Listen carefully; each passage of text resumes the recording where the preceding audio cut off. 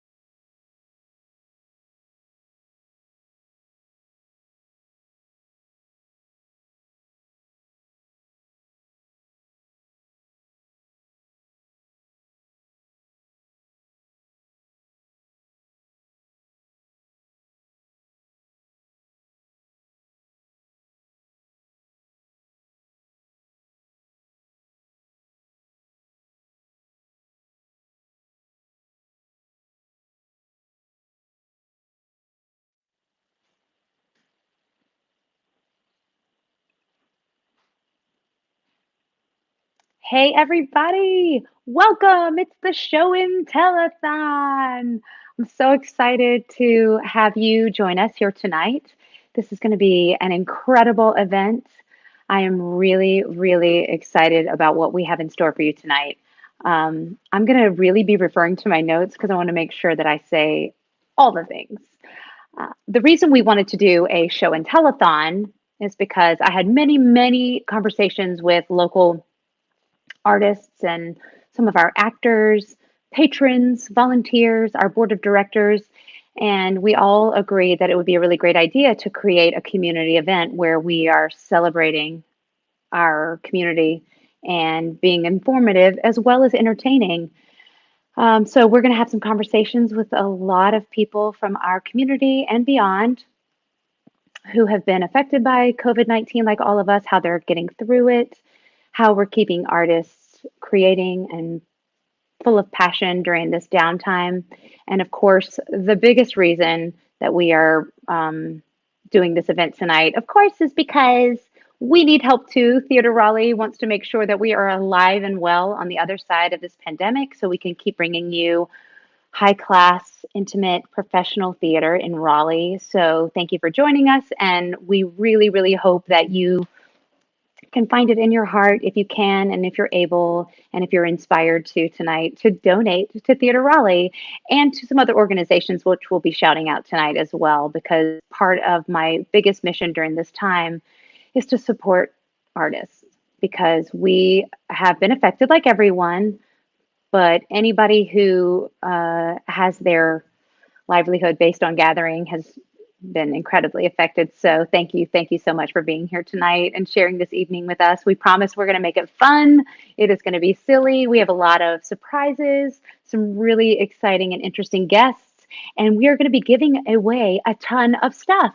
So I'm going to start there because that's the most exciting part.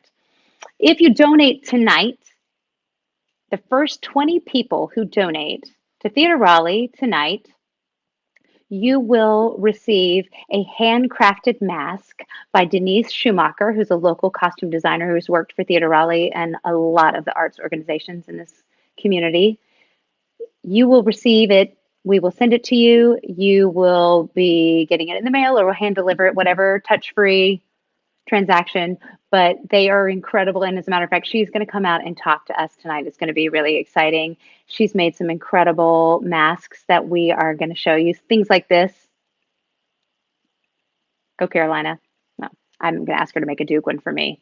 Anyway, also, if you donate tonight and you donate over $100, you will receive, while supplies last, a TR wine glass, actually a pair of TR wine glasses. And I think we have 12 pairs. So be one of the first to donate tonight and we will send you or hand deliver you a TR wine glass, a pair. I don't know why I keep saying a. It's a pair. What? You don't want to drink alone. So that's exciting. So donate over $100. Boom, done. Okay, another fun thing that we're going to do tonight, there's a lot of information coming your way, so you might want to write this down, or I'll keep reminding you as the night goes on.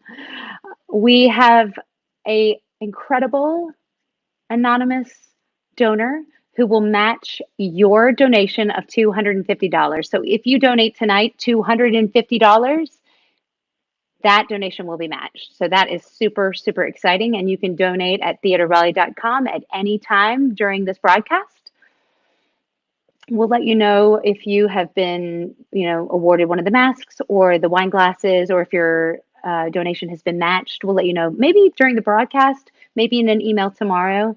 And please feel free to type in and chat with us as the evening goes on. We want to get everybody together. That's the whole idea of doing a live event, is that we are coming together as a community.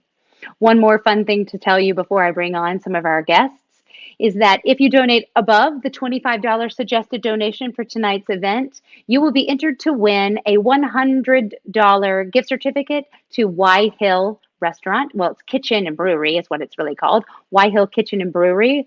They're amazing. They're our friends. They're artists. The food is incredible. The brewery is so awesome. Best view in downtown Raleigh.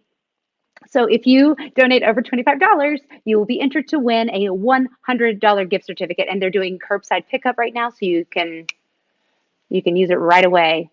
Oh, one more thing. Oh my gosh. I can't believe I was getting ready to move on and not tell you this. The final, most exciting incentive is that if you donate over $500 tonight, you will win, or the first person to donate $500 tonight will win a photo shoot with Curtis Brown. Now, everybody needs a good photo of themselves, maybe a family portrait, maybe a headshot. I don't know. But if you don't, for some reason, you can give it as a gift. But it's a $500 package. So that is really cool. If you donate over $500 and you're the first person to do that tonight, you will get a photo shoot with Curtis Brown. And we will alert you if you're the winner, and we'll alert him if you're the winner. And we will connect you to. You can email him at curtis@curtisbrownphotography.com or go to his website, which is curtisbrownphotography.com. So those are cool. I think we'll have some really fun challenges tonight. So I hope everybody gets in there, rolls up their sleeves, donates to Theater Raleigh, and helps us get through this crisis. We'll talk a lot more about that later. The first thing I want to do tonight is to bring on Denise Schumaker, who I've been telling you about. She is an incredible artist, designer, costumes, props, you name it, she can do it. We always talk about her as being like a magic person. She can pretty much do anything and constantly saving the day, and works across all the arts organizations in this area.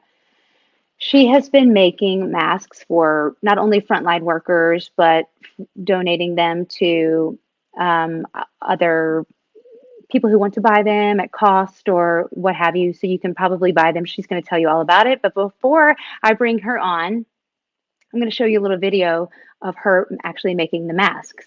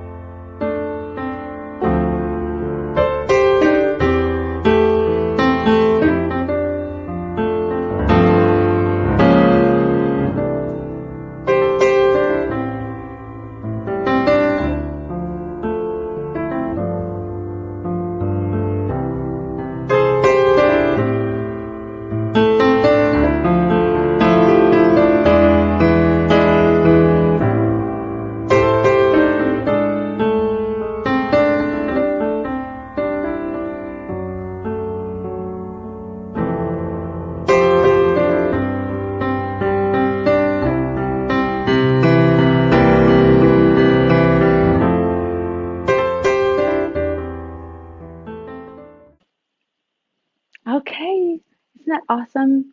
I mean, what artistry. It's so cool. I'm excited to have a conversation with her tonight. I'm going to bring her on, and I'm going to show you some of these. Look at that. Isn't that the coolest thing ever? Denise, are you there with us? I'm here. Hi, thank you so much for joining us on the phone tonight. We're so excited to have you. Thank you for having me.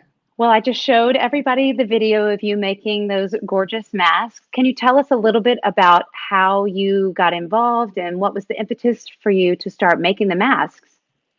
Well, in early April, I received a message from Carrie Martinson, who is the costume director for Carolina Ballet. And as I understand it, Dr. Eric Westman, a doctor at Duke, had contacted her because his church had collected donations to purchase masks to deliver to homeless and other less fortunate people who don't have the resources to purchase or make masks for themselves. So since there was a shortage of masks in stores and he needed them fast, he was interested in hiring local costumers. We suddenly had no work, but plenty of time and immediate access to supplies and equipment. He wanted to hire us to make them.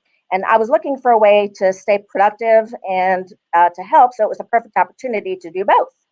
And I was nervous about disturbing my neighbors with sewing machine noise at home. I was in the midst of organizing a new costume shop space for Theater Raleigh, and the technical director, Chris Bernier, offered to let me use that space to sew, which was really generous. and the Theater Raleigh productions had unfortunately been canceled, so nobody would be there. And that was a really generous offer, but the company was hoping to host some online classes in the rehearsal studio, and I worried about disturbing those too.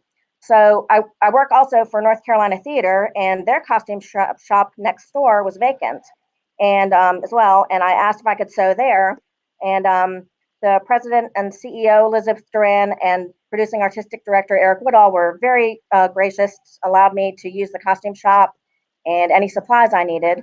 And I had several boxes of fabric left over from various costuming projects of my own, and I've been looking for a way to use those up. And then Theater Raleigh also had some excess fabric in their costume shop. And since the fabric and craft stores in the area were closing, it was a good thing that I happened to have all that stuff in stock, because then I had everything I needed and I could just start sewing immediately. I didn't have to wait for anything to arrive. So in 8 of us costumers made a total of 750 masks in 3 days for that first weekend. And we thought that was going to be the end of it, but then Dr. Westman quickly received more donations and we continued sewing. And as of last week, I think there are 30 of us in the group, and we have made, I think, almost 5,000 masks in the last 4 weeks. And they just keep getting distributed to people who need them around the area. And a couple local companies have also joined us by adapting their factories to make masks instead of their usual products that maybe people aren't buying right now. And Dr. Westman and his partners have been working on setting up a nonprofit organization and applying for grants to keep us going as long as needed. Plus, there's a GoFundMe account set up for just people who want to give a little money. But anyway, several of us also have been donating masks while waiting for more funding to become available. And we'll just keep sewing masks until we're sewing costumes again. That's amazing. Thank you so much for doing that. That's incredible. Sure. It kind of reminds me that I should ask you, maybe I'll commission you to do some Theater Raleigh masks. I mean, I see that you're doing the Carolina masks, which I already said I might have you do a Duke mask for me. But wouldn't Yes, that be cool if we had Theater Raleigh masks? So when you come see shows, we can have masks available for our audience. that would be awesome. I can definitely do that. Okay, I love it. Well, like I said, Denise, you are an incredible human and you have always been somebody who, you know, saves the day. And I think, again, you are saving the day by doing this and committing your time to making sure that everybody's staying safe. So thank you so, so much. And I really appreciate not only you coming on to talk with me today, but also that you are inspired to do this and help our community. And again, I want to make sure we're shouting out the North Carolina Theater and Carolina Ballet, who helped sort of get you activated in making the masks in the first place. And of course, our very own Chris Bernier. So thank you so, so much, Denise. And I hope you're staying safe. And I hope you're staying well. I can see in the video that you were wearing your masks while you were getting videoed. So thank you for Yes. that. And I can't wait to have you sew costumes and design and create for Theater Raleigh on the other side of this pandemic. Okay. Sounds good. Okay. Thank you, Denise. Bye. Bye. Seriously, that was very cool. She does amazing work. I'm not kidding. She is magical. Um, so I don't know. I feel like I should put up a link somewhere where you can buy those gorgeous masks because we are going to be wearing them for a while. I know that as we are starting to get back to our normal lives in the next few weeks and as we're phasing into business again and the stay-at-home order is being lifted in phases, like I said, I know I'll be wearing my mask. She gave me one right here. Very excited about it. It's gorgeous. So if you are one of the first 25 people to donate tonight, you will receive one of these at your doorstep or in your mailbox. And it will, of course, be in a bag. And we will send it directly to you. So donate tonight at theaterraleigh.com if you can. Receive a mask. And if you donate more than $100 in the well, if you're the first 12 people, you will get Theater Raleigh wine glasses. Yeah. Lots of fun stuff. Incredible stuff. Hopefully, we're incentivizing you to donate, donate, donate because the arts are very important. I think we all know that. I think not just being an artist, but even a patron, a volunteer, somebody who appreciates the arts knows that we are suffering during this time. I think I need to be more specific than that. Not only are the artists suffering, but the patrons are suffering. People who look to the entertainment industry to, you know, go out, do things, spend your money, enjoy your life. There's a lot of ways in which the arts really bolster the economy. There's some interesting things that I have been reading, and I'm going to just read it my notes really fast. Sorry, it's gross, but I'm going to do it. Nonprofit arts across America have lost $197 million in event admissions, which has resulted in an actual loss of $6.2 billion in event-related spending by audiences, which means people aren't going to movies, they're not going to see concerts and shows and theater and ballet and opera, and they're not parking, they're not having drinks after the show, they're not going to dinner. So it, you can see the arts really drives the economy in that way. But even more than it driving the economy, the arts really drives our humanity. We miss this. We miss the expression. We miss gathering together and being in a group and our hearts beating as one as we are coming together and listening to music and experiencing something together. So I just wanted to mention that the arts inspires our ability to generate creative solutions to complex problems. It helps support health and well-being. It also inspires learning and education. So if you can donate tonight, because we at Theater Raleigh want to be there for you on the other side of this pandemic. So I want to do a few more things. Oh, lo and behold, our first $100 donation has come in. Gregory Hill, you have won a pair of Theater Raleigh wine glasses. Thank you so much, Gregory. That is amazing. That is so incredible. Make sure you put your address in when you, I can't think of any words tonight. When you donate, please make sure you give us your address so we can reach out to you and send you these. Oh, that is so exciting. Thank you so much for donating $100. Gregory, that's killer. Okay. Part of what I've been trying to do over the last few months, weeks, etc., is we've been doing our Living Room Live series, concert series. We've also been doing social media challenges where we have had artists in the community put together compilations of songs from Broadway musicals. And we've also created something called the TR Talent Show, which has been kind of the most fun for me. Every week we pick 3 winners and we've featured them on social media. So we sent out an email to all of our subscribers, anybody who subscribes to our eBlast list, with a 15-minute video of the winners, the 3 people each week. So that's like 15 contestants now that we have for this TR Talent Show. And we would like for you to vote for your favorite, because your favorite will be a guest, the special guest on Living Room Live with me, Lauren Kennedy Brady, right here in my house. Hopefully the stay-at-home order will be lifted as such in the next few weeks, where we can have gatherings of 10 and less, and we'll have you here. That artist will be able to perform their talent for you. But I wanted to show you tonight a little baby compilation of the top 15 artists. They are so adorable. They are amazing.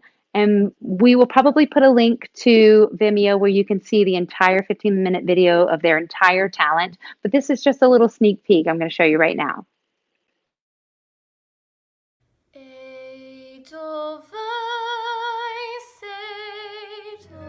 Yes, the lamest place in the world. As long you gotta say it's a destiny. You've got a friend in me, and you can tell everybody this is your song.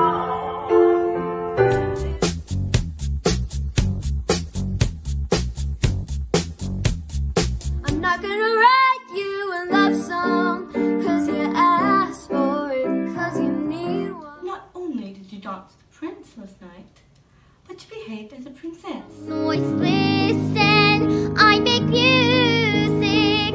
See me find my calling, and I'll return to you somehow. Much more than out.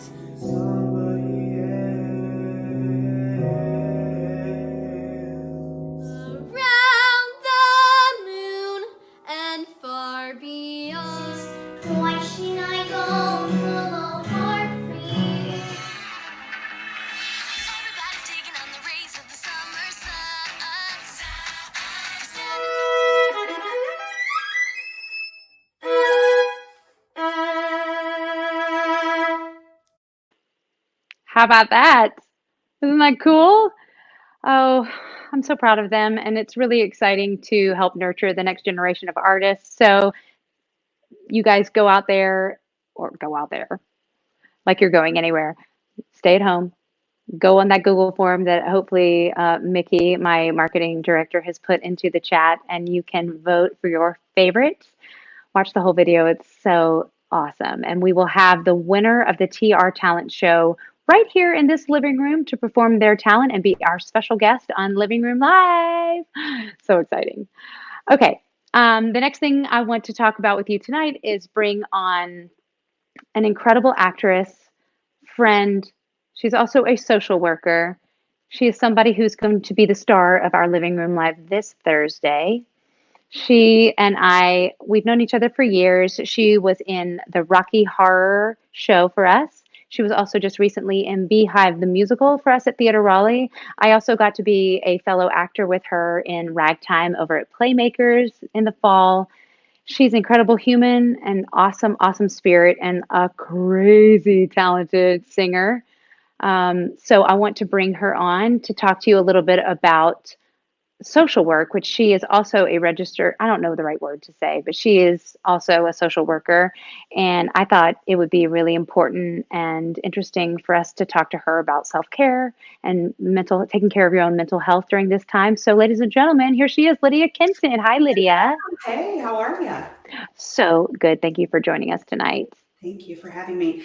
I know that you reached out and asked me to perform for Living Room Live and asked me a while back. And I, at the time, did not have the emotional capacity or desire or anything to even think about doing that because I was in such a weird place. And so just wanted to normalize that for other artists and speak to that as a licensed clinical social worker, Yeah. LCSW. Yeah. And so, yeah, so I can't say that I am having a show postponed at the moment. I can't speak to that, but I can speak to the fact that my fiance and I, Julia, have had to postpone our wedding. And so I think that part of that has really thrown me for a loop. And a couple weeks ago, I was just really struggling. We minimize or judge how we are dealing or handling this quarantine. And I found myself dismissing a lot of my feelings and emotions, like, well, other people have it worse. I didn't have to give up a show. I'm not a nurse. I'm not a stay-at-home parent. What about the food service workers? So I was just dismissing all of that. And so I was just curious why I was feeling the way I was. And I realized that I'm grieving. We're all grieving. For many years, I did hospice end-of-life care as a social worker and really went into people's homes and spoke to grief constantly. And it just hit me in the face. We're all grieving. We have a lot to grieve right now. Our collective loss of normalcy. We're grieving, the sense of connection that we used to have, routines, certainty about the future, things like that. And so, yeah, go ahead. Do you have any suggestions on what people can do to sort of take care of their own mental health and care for their hearts and their spirits during this time? For sure. I think that the biggest thing, at least for me, has been to recognize that, grief comes in different forms. In fact, there's something called disenfranchised grief.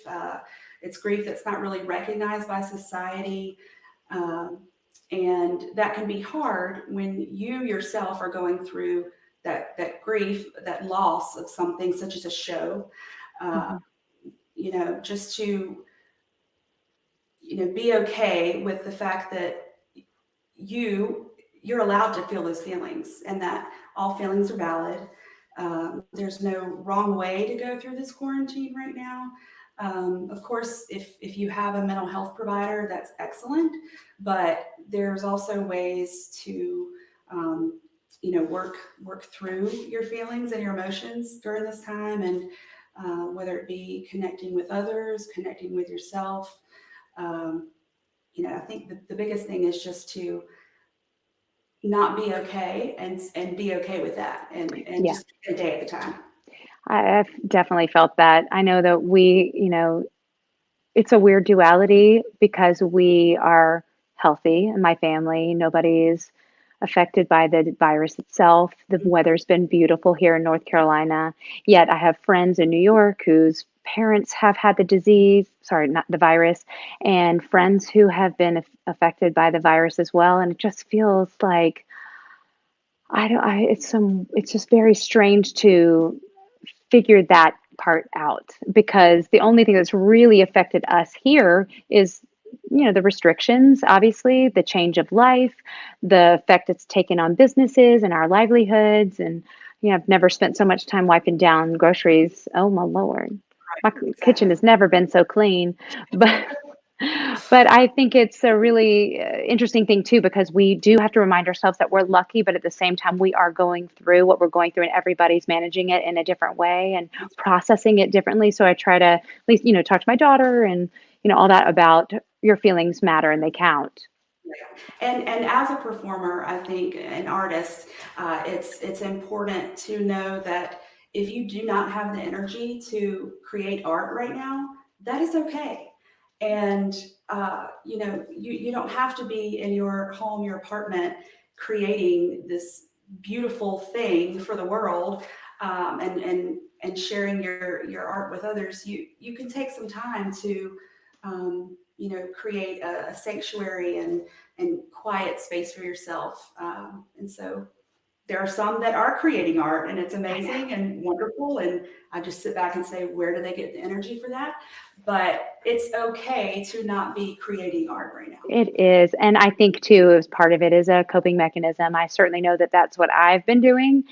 Is I'm the kind of person that needs to fill the time and be productive, and that makes me feel safer.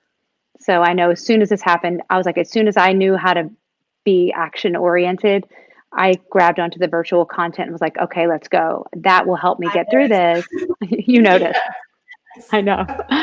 Well, I do feel really passionate about learning new things. So I really got excited about the virtual experiences because this has been a really interesting learning experience for me. I think of myself as a lifelong learner, but it's also, I feel drawn to give people the opportunity to continue to express themselves. And if we have a platform to do that, then it's exciting for me. And the stories that I hear each week when I'm talking with people on the show, or as I'm creating, the next chapter for Theater Raleigh, whatever it be, connecting and communicating with people has been the thing that has gotten me through it. So, yeah, Yeah, my coping mechanism. What can I say? that's But right. Julia, not Julia, Julia's your fiance. Oh Correct. my God. Lydia, Lydia, you are going to be our guest on Living Room Live on Thursday, and I am so excited. Yes. I see that you bought yourself a ring light. I did, honey. I needed to come ready. You're going to be gorgeous. Well, I'm really hoping that we'll continue to talk more about self-help For sure. and mental health and caring Yeah. for ourselves. We're also going to get to hear you sing.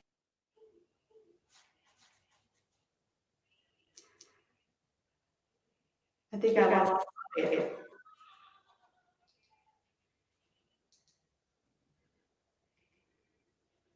Cannot. Oh, you there? No, I'm sorry. We'll figure it out.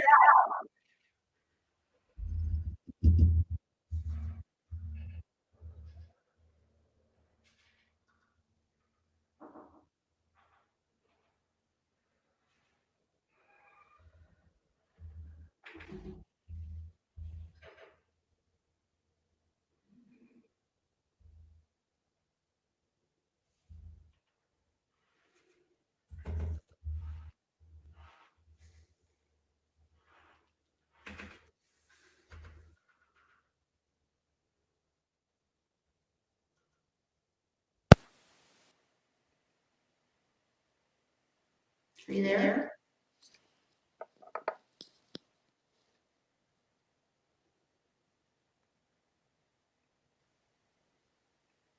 Can you hear me? I can. I'm back. Amazing. Technology. That's My right. AirPods That's died. right. Oh, very good. I've never done a broadcast this long, and they died. So there you go. Yes. We are back on track, though. I love it. But this is not so fancy anymore now, is it? It's all good. Okay. So I don't know. Do you have anything else you want to say? Oh, I asked you about your show. What are you going to sing on Thursday? Oh, goodness.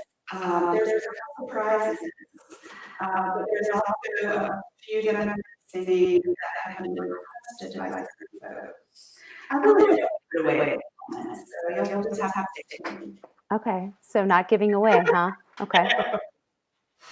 No. Well, I've loved having you on tonight, and I really appreciate you giving us some insight on mental health and self-care. For sure. And I can't wait to spend Thursday night with you. We're going to have so much fun. And thank you so much for not only agreeing to be here tonight, but also agreeing to be with us on Thursday. Yeah. So love you, sweetheart. Love to you. you and Julia, and I will see you so soon, okay? Bye. All right, bye. Okay. Well, it's live. Things are going to happen. We're going to do crazy stuff. So we have had some awesome donations come in the last few minutes that I definitely want to shout out to. My very good friend, Eric Woodall, gave $100. He sure did. Eric, you are going to get a pair of wine glasses that say Theater Raleigh.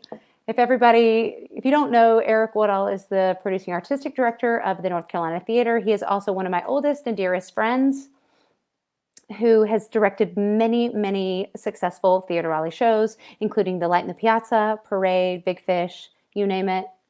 He did it. All the most incredible shows that we've done. We also starred in The Sound of Music together in probably 1980 at the Village Dinner Theater. He was Kurt, I was Gretel. It was awesome. Eric, thank you for being such a good friend and continuing to support the arts and be such a purveyor of high quality art here in our area. So thank you. And Kim Grissom has donated $500. I wish I had a bell. Ding, ding, ding, ding, ding, ding, ding. Kim Grissom, you are going to get a photo shoot with Curtis Brown. Hello. Or you'll give it to your daughter, who I believe is an artist. I know for a fact she is. I don't know. I'd like to see a photo shoot of Kim Grissom. Thank you so much for your incredible generosity. Thank you, thank you, thank you from the bottom of my heart. This is so exciting and so fun. Okay, what do we have up next? Well, I want to talk to you a little bit about our Daddy Longlegs concert that is coming up later on tonight. You guys are not going to believe this. It is such an incredible compilation of incredible artists. We're going to have HILARY MAIBERGER and Max CHERNIN. They're not only going to sing for you tonight. Well, I'm not going to lie. It's pre-recorded. But we are going to play that video. It is amazing. They sound incredible. And I want to give special thanks to Joanna Lee, who was the music director of our 2018 production of Daddy Longlegs, who created the piano and the cello track for what we are going to be presenting tonight. And my brother Michael Kennedy played guitar on the video as well. And special shout out to my husband, Charlie Brady, who did the video editing. It is awesome. It looks gorgeous and it sounds amazing. That has been the most interesting part about doing these virtual experiences. Is really hard to get the audio to sound good when you're doing live on Zoom or on StreamYard or whatever platform you're using. It's really hard to get that audio to sound good. And we were able to do this concert and record it. Hilary's in California, Max is in New York, we're in North Carolina. All those artists come together to create something really awesome that we're going to present to you tonight. It is going to be very cool. So we're not only going to be showing that, but we're going to be talking to the show's composer and lyricist, Paul Gordon, and its original star, Megan McGinnis, who was the director of our production in 2018. So that is going to be really, really fun. So please stick around for that. That's probably going to be happening around 8:30. So I know people are going to be coming in and going out, but do not miss the Daddy Longlegs virtual concert around 8:30-ish. I wanted to invite some questions. If you have any questions that you want to put in the chat, go ahead and ask, and we'll try to include that in our conversations tonight here. I'd also really like to inspire people to call in. We have a period of time at the end of the night that I'd love to take some callers. So if you are interested in calling in, you can call 919-832-9997. And you can speak with Ashley. She will hear your story. And if it seems like something that everybody thinks is a great idea, we'll bring you onto the program tonight. I'd love to take a few callers. That could be really fun. You can also call that number 919-832-9997. And you can donate if you don't feel comfortable donating online. So call in, tell us your thoughts. We want to hear your stories. That is the whole reason for us doing this broadcast tonight, is to talk to you, to hear what you have to say, check in on you, see if you're doing okay. I had mentioned this just a little bit before when I was talking to Lydia. I am action oriented. So during this period of time, I have gone whole hog into virtual content. I never thought in a million years it would be something that I'd be doing. I mean, running this entire broadcast from my little laptop is hilarious, and bringing people in and out and learning how to do audio. I mean, I am absolutely learning more than I ever thought I would, but it's fun. We are pivoting big time. Theater Raleigh is pivoting big time. We have no idea what is going to happen after May 8th. We don't know what's going to happen in July.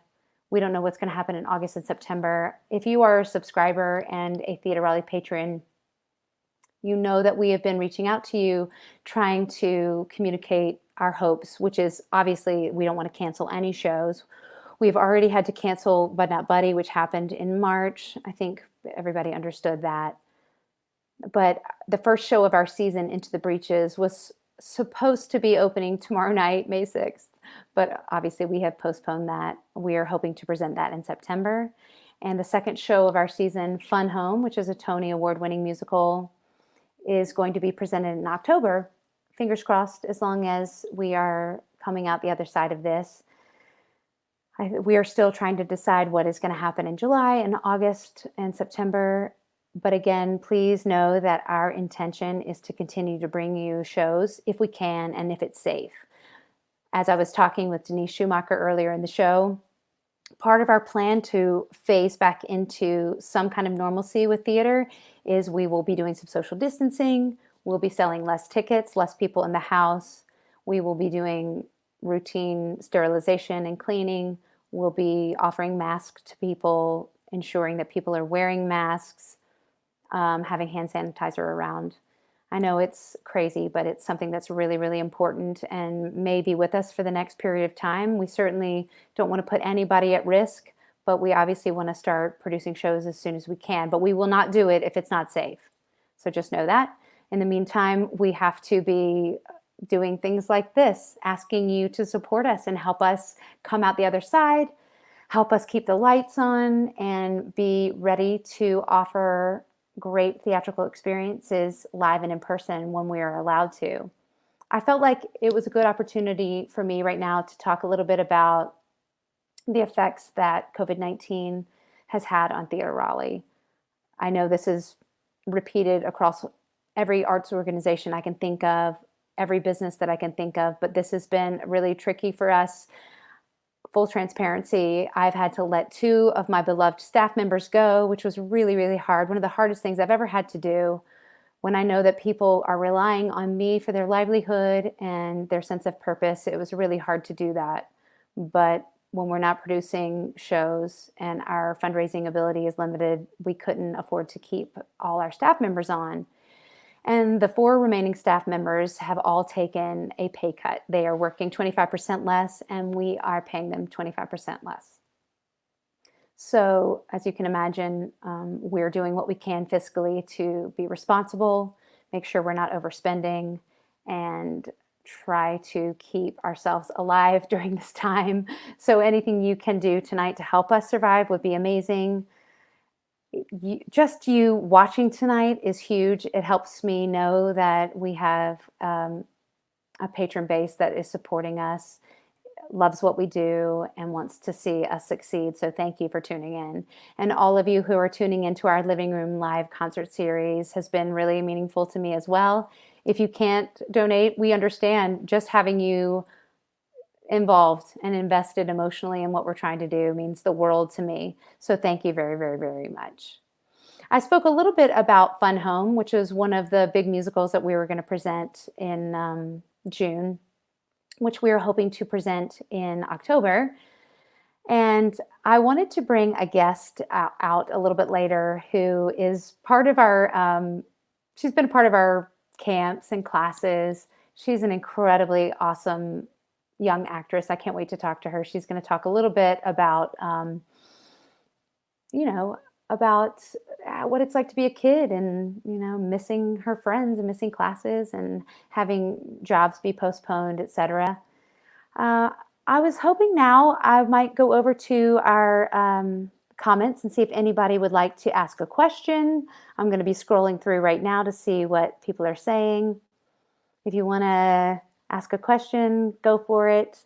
Oh, when is HILARY MAIBERGER coming on? She'll be coming on around 8:30. So don't miss that. Any other questions you want to ask while I'm vamping a little bit before our next person comes on to join us? Great. I'll just keep vamping then. I hope you're enjoying the show. I hope that you will consider donating, and I hope that you will continue to tell us that you are going to come back and see theater on the other side of this pandemic. Oh, this just in. This is exciting. Chris Bernier, who is my technical director, we talked about earlier in the show. He has just let me know that for the 50th person to donate tonight, he will make fresh homemade bagels for you, for the 50th person to donate. So hopefully we have 50 people donate. And if you are the 50th person, he will hand deliver, I guess as long as you're local, he will hand deliver your freshly made bagels by his hand. Oh, and he also donated $100. Hey, Chris, you're not only going to be in the kitchen making somebody bagels, but you're also going to get a pair of wine glasses. That is so cool. Chris has been showing us pictures of the bagels he makes every Sunday for his family. And so he is going to be graciously making them for you if you donate and you are the 50th person. That is so, so cool. I love it so much. I want to look at a question. Ken Griggs just asked, what is your barometer for when you start up shows? That is such a good question. We are paying a lot of attention to the CDC and the recommendations from our Governor, Roy Cooper. We're waiting to see what he says on May 8th. We also surveyed our entire subscriber list and lots of our patrons to find out their comfort level, because ultimately that's the main thing I'm interested in, is making sure that when we come back, that our patrons are actually going to come back. It's all well and good to do the show, but if nobody feels comfortable coming back, then we don't want to do that. And Ken Griggs, speaking of, donated $500. Oh my God, Ken. Mwah. Ladies and gentlemen, Ken Griggs, you remember him from lots of Theater Raleigh shows, including The Light in the Piazza and Rock of Ages. He's also a doctor, so I should have had you on, Ken. That would have been awesome to talk to you. He is, and his wife have moved. I think he moved to Pennsylvania. We miss you in North Carolina very, very much. Please come back to Theater Raleigh soon so that we can have you grace our stage.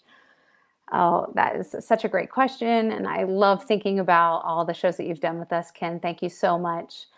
So if you have any concerns about coming back to see shows at Theater Raleigh, you should definitely email us. Keep us posted in the same way that we are trying to keep you posted.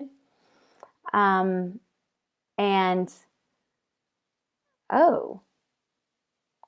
Branch just wrote in and said, you know that John Ringo and I are big fans of Theater Raleigh. Thanks, Ken. You saw Fun Home on Broadway in 2015 and can't wait to see it again. Well, you are going to get to see it because we will do it. We're not going to cancel it. Hopefully, we will just be postponing it till October. and we can do it in a safe environment where everybody can spread out and you can have some space and you can have some room, and we will be able to make sure the patrons feel really good and really, really safe, because that is the most important thing. Okay, well, I have one more question that's just come in.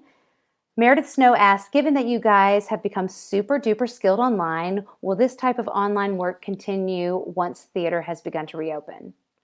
Yes, that is such an awesome thing to bring up. My husband Charlie and I talk about that all the time. We talk about how this has been such a cool experience for us. It has opened up our minds to a technology and a platform that's always been there. We just never utilized it in the way in which that we should.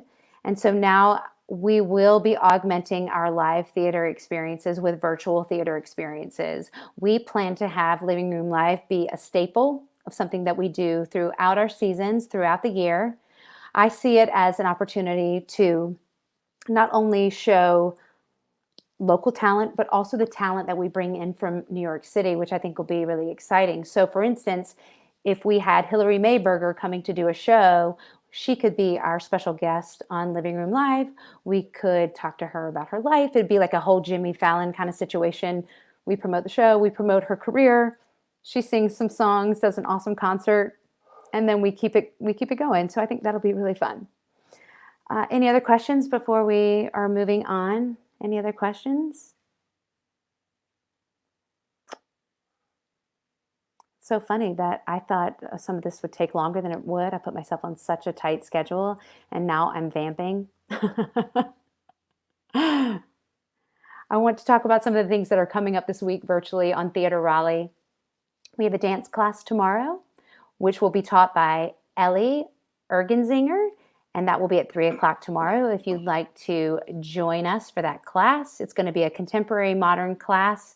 It's going to be at 3 o'clock p.m. tomorrow, May 6th. You're not going to want to miss it. It's only $5. If you or your student, your child, whoever wants to participate, you should go to theaterraleigh.com right now and sign up. It's going to be awesome. And since it's Daddy Longlegs week, we are also offering a class with Megan McGinnis on Friday at 2 p.m. It's a master class. There are 10 slots available for anyone who wants to perform and be coached by Megan, but we also have a few slots available for people who want to audit it and just watch and listen. It's a $40 class to participate and $20 if you just want to watch and enjoy. So check us out this week. We're going to be virtually with you all week. Tomorrow for dance class. Thursday, Living Room Live with Lydia Kenton, and on Friday with Megan McGinnis at our master class. So don't miss any of those opportunities. I know you're going to love it. It's going to be fantastic. And now I'm going to bring out to you amazing artist. She is an incredible talent. I'm going to bring her out right now, ladies and gentlemen. Becca Clark. Hi, Becca. Hi. Can you hear me? Yes. You look gorgeous. You look stunning in red. Thank you. You too. Thanks so much for being with us tonight. Thank you for having me. Duh. I thought it would be really fun to talk to you a little bit about how you are dealing with virtual learning. Tell me a little bit about remote learning. Well, every day our teachers post lessons online for us, and we do the slides and like turn in a task. And then we have like office hours or if we need to chat with anybody. Okay. All right. Is your mom or dad becoming like an incredible teacher? Are they walking you through it? Is it something that they never knew they'd have to do? Actually, I don't need much help from my parents, so they're not really teaching me. That is great. My daughter's the same way. She's 16, so she is definitely taking care of it on her own, which is great for me because I don't have to be a teacher and a mother and a personal chef and a theater director and producing artistic director. So that's great. I know. Well, so you were supposed to be doing Fun Home with us. We were supposed to start rehearsals in like a week. Oh, just wait one second, Becca. People are telling me that you have a little bit of a echo. So I don't want you to start singing before we fix your echo. And maybe something to do with my earphones. So can we just hold for 1 second before I get you to sing anything, and we'll make sure we have this worked out. Okay.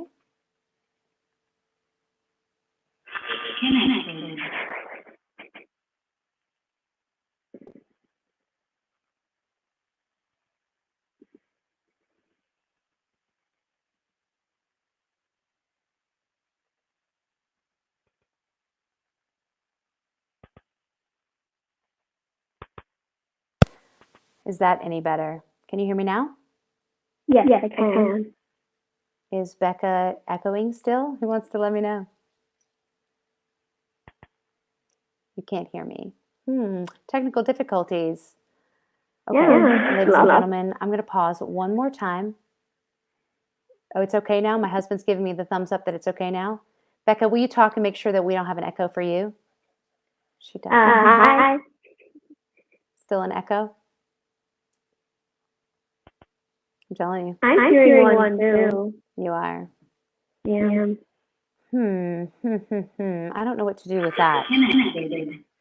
But what I can do is I feel like if I switch back to my AirPods, it might be better. So I'm going to try that. Everybody, if you can just wait 1 second, I'm going to do my cute little brand again. And Becca, don't you go anywhere. Okay, we're going to be right back.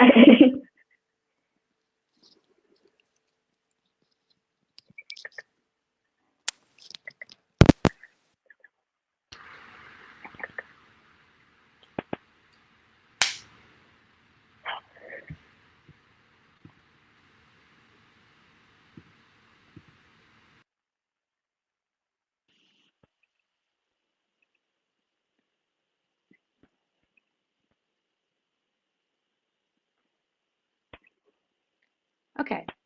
Can you hear me? Yes, I can. Can the world hear me? And is Becca have a echo? Will you talk for them, Becca, and make sure you don't have an echo? Do I have an echo?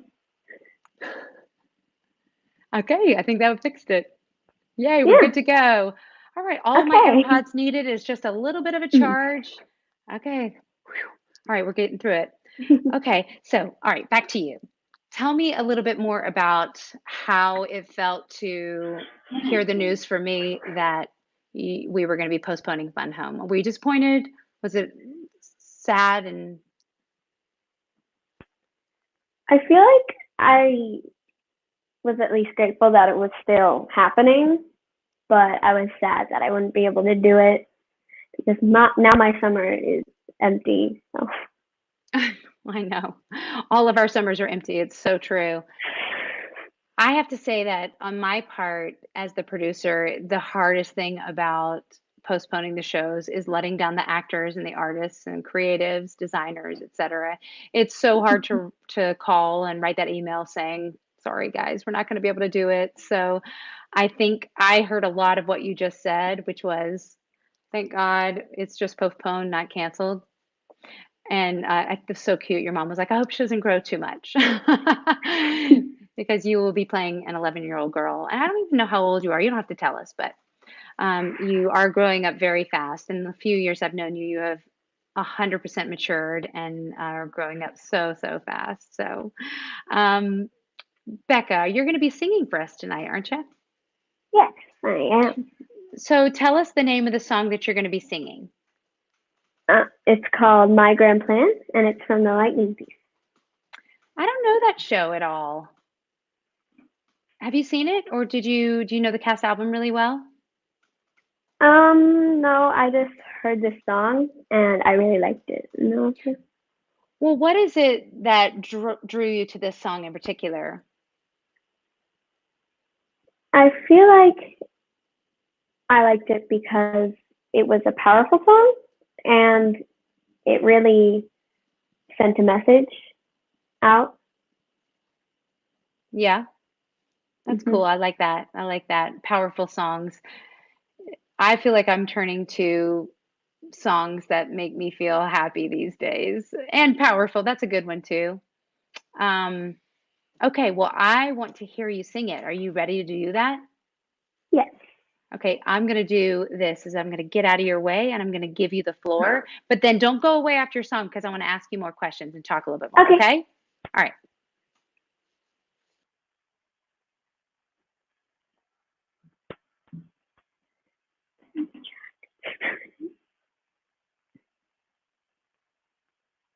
Sorry, technical difficulties.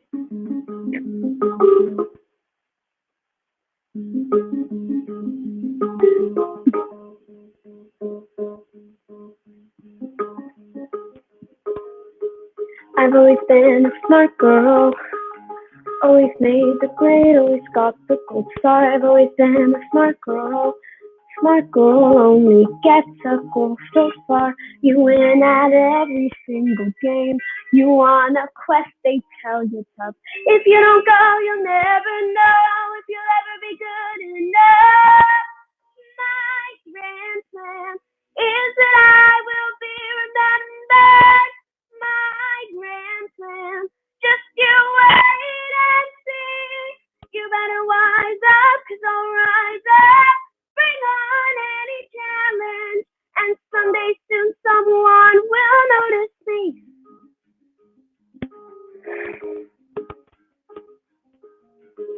I've always been a tough girl, always been the one not to run from a fight, always been a tough girl. Most girls never win if they're polite. Show me I tend to stand my ground. I found I never can give in.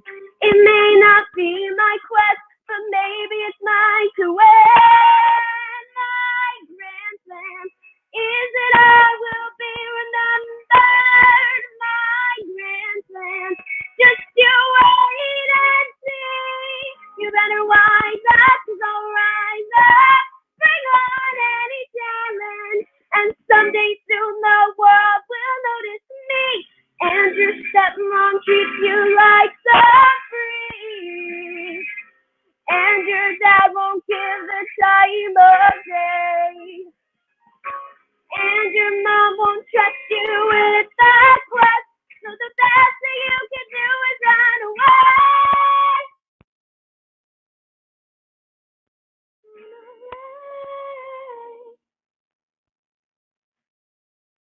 But I have a plan. I will be remembered. I will be great. Just wait and see. You better wise up, cause I'll rise up. Bring on any challenge, and someday soon I swear. I don't know how or where, but I promise you I'll never be invisible again. Someone will notice.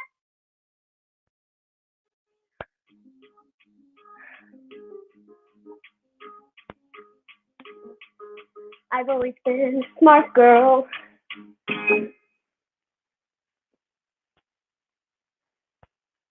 Yes, Thank you. incredible. Just singing your face off at your home with your mom or dad playing your track. Oh my God, you sound so good, Becca. That is Thank you. awesome. I cannot wait to hear you sing Ring of Keys in Fun Home.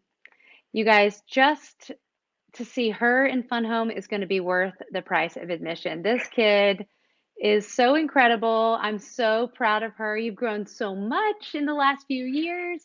Your voice is stellar. Everybody's going crazy on the chat. I can see everybody clapping and giving hearts and saying, that girl can belt such strong pipes. Incredible, incredible, incredible, incredible. Becca, what is your hope and dream? Like, do you want to be an actress when you grow up? You want to be a singer? Yes, I kind of want to be a little bit of both. Oh, well, duh. So I noticed that in your talent show submission, you sang a Sarah Bareilles song, Yeah. love song. Do you play instruments? Do you write your own music? Are you doing any of that while you're stuck at home? Well, I play piano, ukulele, and guitar, but no songs yet. No songs yet, but can you accompany No. yourself on the ukulele or the piano? Mhm. Awesome. That is so cool. Guy, I could never do any of that. Bless your parents for making you stay in piano lessons. All I wanted to do was just like open my mouth and sing. I didn't want to do anything else. I didn't want to learn, which is crazy because now as an adult, all I want to do is learn. But that's really exciting, and your voice is killer, and you're a great, great, great actress. So I know that Thank there are going you. to be big, big things for you. I have no doubt. So no summer plans as of yet, now that you're not doing a show? No, going to Not the yet. beach maybe, or long walks with your parents? Well, we've been on walks, but I don't think beaches yet. No, I don't think that's in our cards yet either. But well, I hope you're doing okay. And we are very, very, very happy to have had you on the show tonight. And we are really, really lucky to have you be starring in one of our shows coming up. And Becca is part of our TR talent show. So if you thought she was awesome, please vote for her. Definitely go to the Vimeo link and check out all the incredible TR talent and vote for your favorite. And we'll have that person be live here singing or doing their thing. Maybe they'll be doing dances. I don't know. Maybe they'll be doing magic tricks. We'll see. Thank you so much, Becca. It was really, really awesome to have you on tonight, and I will see you very soon, okay? Okay. Thank you for All right. having me. You were great. Thank you, girl. Bye. I mean, can you handle it? She's so good. She is such an incredible talent. We're so lucky to have her in our pool of talent. And the truth is that we have an incredible pool of talent in Raleigh, North Carolina. It makes me so, so proud. That talent show pretty much supports that we have an incredible group of artists in this area, whether it's the training that they're getting from the North Carolina Theater Conservatory or Raleigh Little Theater or Theater Raleigh, who knows, or the many, many dance studios and acting studios like Moonlight Stage Company.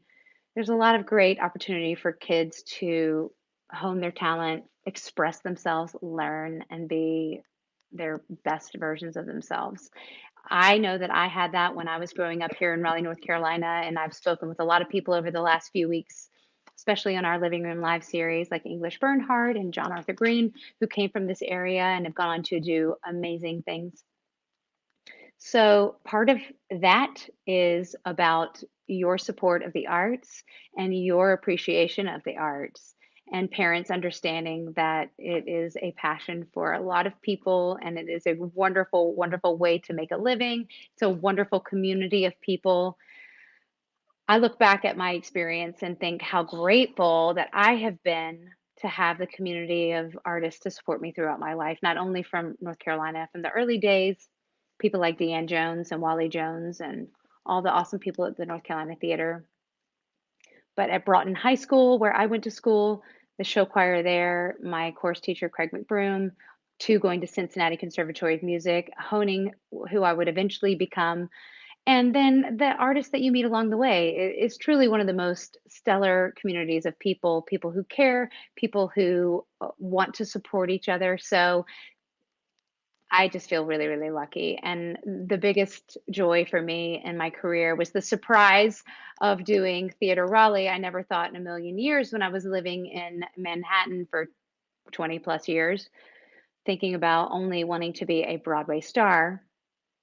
I didn't know that the real love of my life was going to be running this theater company. And it was the thing that I feel like now I was meant to do. So 10 years ago, maybe 11, I think this is my 11th season, I took a flyer and decided I would take a massive left-hand turn and pick up where my dad and my brother left off with Hot Summer Nights at the Kennedy and create the nonprofit, which is now Theater Raleigh, and that it would be the thing that I feel like will be my legacy.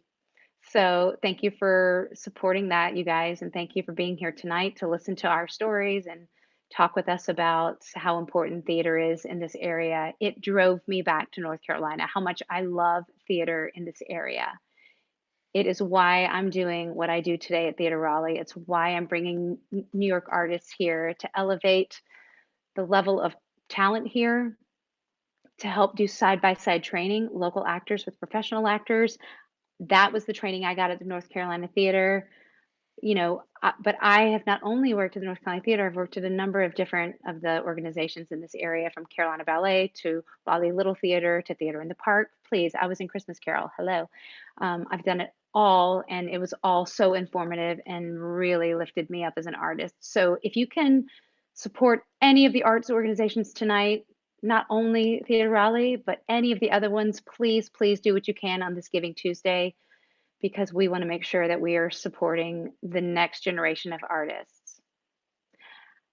So speaking of bringing people from New York, we have had the opportunity to have such incredible directors, actors, singers, performers come from New York. A lot of them are my friends, but a lot of them are people who I've just respected and admired through the years.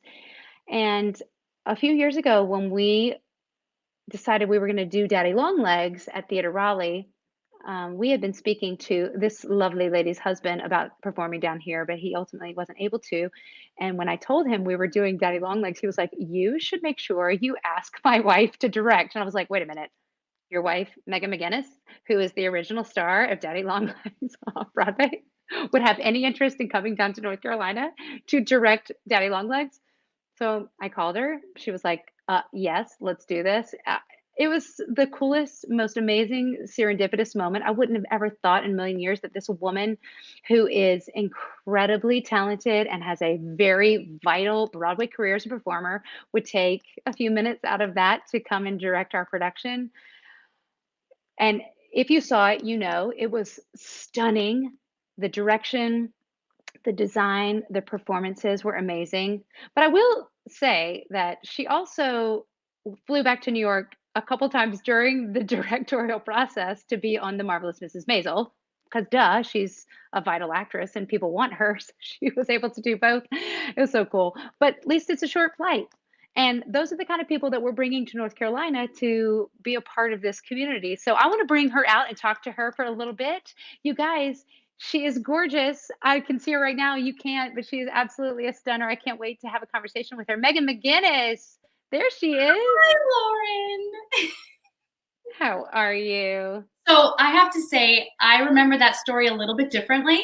Oh, you do? Tell me. Yes, because yes, Adam was supposed to go down and do a show there, and that didn't work out. Maybe you had the conversation about Daddy Longlegs, but I remember writing you an email saying, "I hear you're doing Daddy Longlegs. I want to direct it. I want to be a part of your theater." I had just admired, obviously, you for so long as a performer, and then hearing about Theater Raleigh and all the incredible performers you've had there and productions, and I just thought, this is my chance. You are absolutely, well, I mean, we talked to Adam, of course. I remember it being like, there's no way that she would ever be interested, but I do remember getting an email from you with all kinds of enthusiasm and support. Thank you so much for that. That was such a great experience. Can you talk a little bit about what it was like to direct the show that you had starred in? Yes. I never thought of myself as a director. I love acting. I love taking notes. I love hearing someone's vision and then contributing to it. I never thought I could come up with my own vision. So I thought this was actually the perfect opportunity because I had a say in how we created Daddy Longlegs. So for the first time, I actually felt, oh, I do have a vision. And John Caird, our director, and Paul Gordon, composer, lyricist, and John wrote the lyrics as well. Laura Bergquist, our music director, Brad Hawk, our music supervisor, and our original Jervis, Rob Hancock. We did 14 regional tryouts of this show over a period of 6 years. And that little group, our little group, would just get together before every production and just talk. What worked? What didn't work? What do you see happening? I've just never been taken into consideration like that before. And I don't feel like I've ever known a character like I've known Jerusha. So yeah, when this came along, I thought, this is my chance. And it was so amazing because when we started talking about design elements, I remember talking to our set designer and saying, how do you envision this looking? And he came back with pretty much what our design was off Broadway. He hadn't seen it, but that is what the script speaks to. So yes, I get why you're saying that. I need something so different to make me not do our production. I want to see something new. I want to give something new. So that was a way to challenge myself. Oh, I love that. I remember you talking about that. It was stunning, and you did have a different take on it in a sense, even though you knew it so well and you know the ins and outs of these characters. But I think both of the actors would say that your perspective on it was really helpful and really unique. So I'm going to bring out the composer and the lyricist. Ladies and gentlemen, he was nominated for a Tony for the Broadway musical Jane Eyre. And you can see streams of his other shows, Pride and Prejudice and Emma, as we speak. I'm going to talk to him a lot about that because he is on the forefront of all things streaming musicals. Ladies and gentlemen, the composer and lyricist of Daddy Longlegs, Paul Gordon. There he is. Hey guys, nice to see Hey. you. Hi Megan. Hi. We're due for a catch up. I know. When was the last time you guys saw each other? Saw? Or It was at spoke? Laura's. It was at Laura's apartment, and it was right before everything closed up. Literally the week before. Yeah, that's right. It was the week before. First week of March. Before the world changed. Yes, exactly. I am telling you. How are you doing up there, Paul? Are you okay?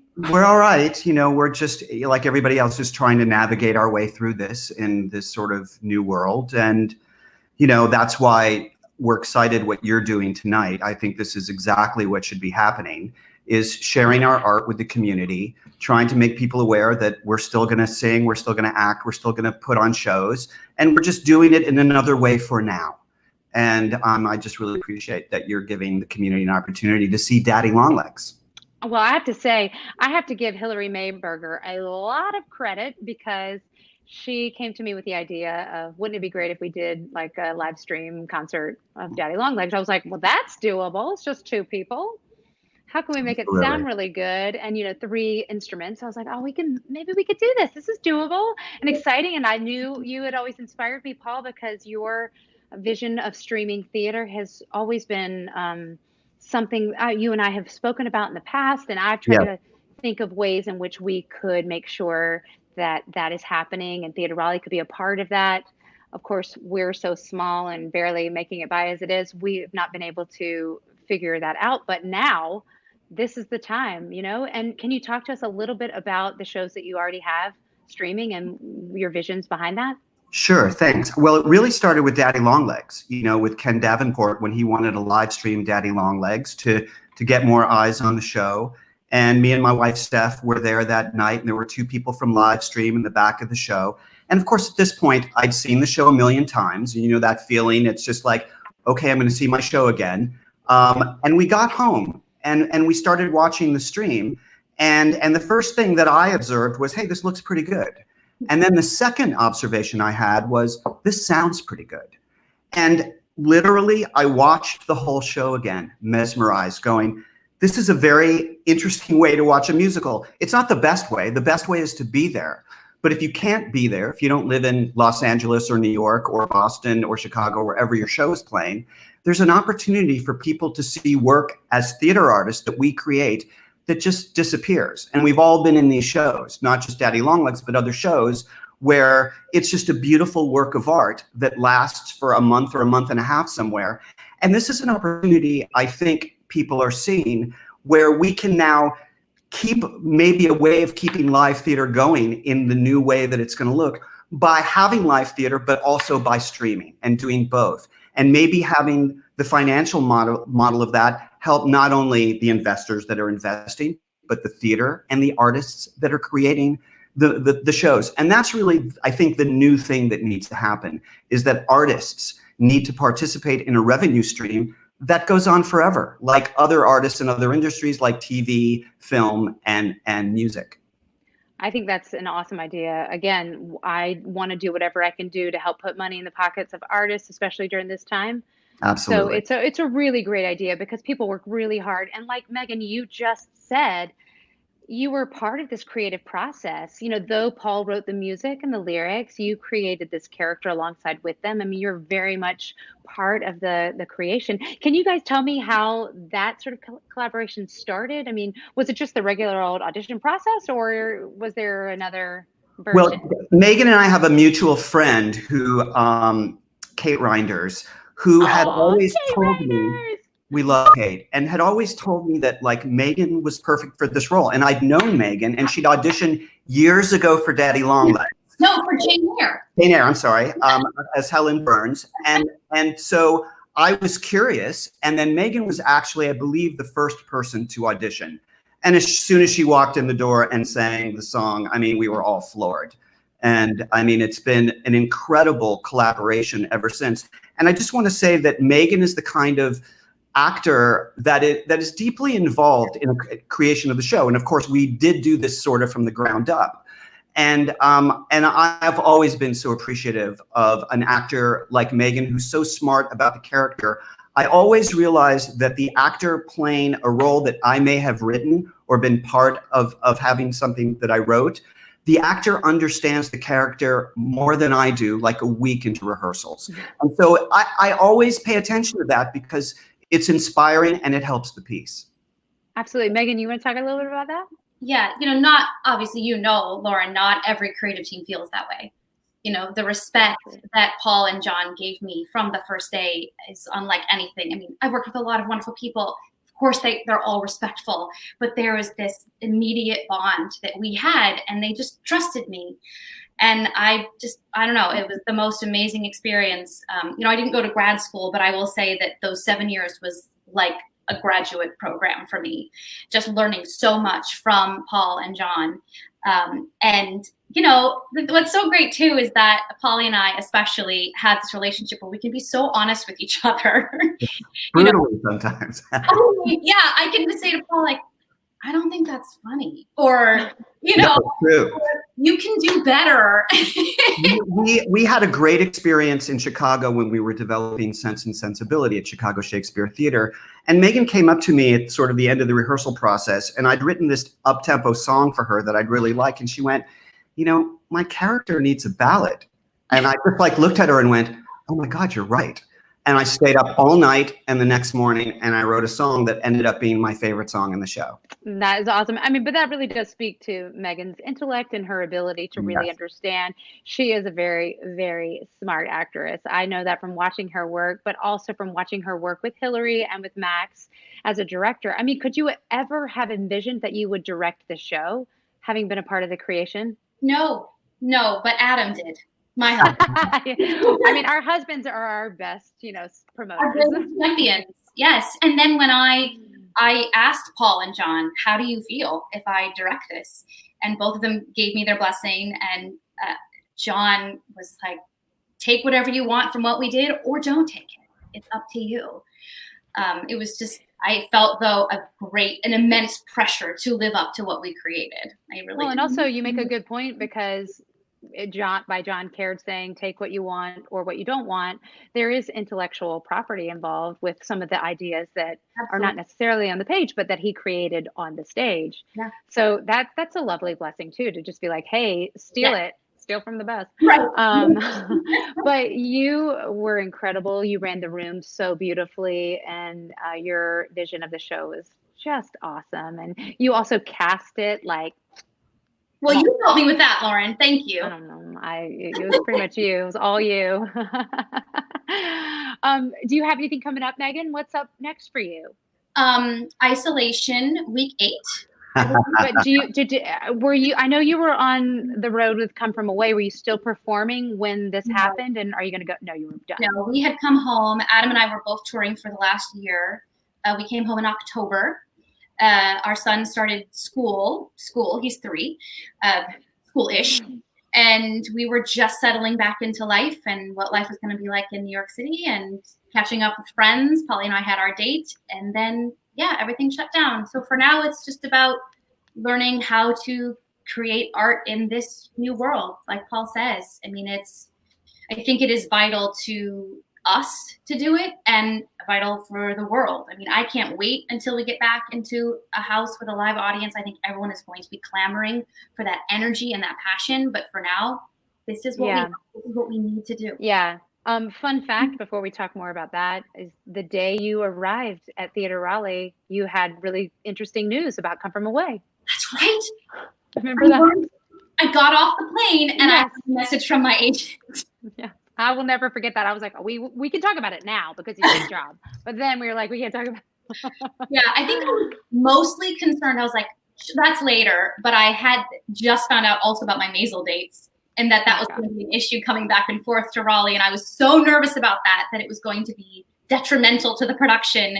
And then, of course, Adam took over on those days that I wasn't there. It was perfect. I mean, you both knew the show, and he was an amazing assistant director. Yep.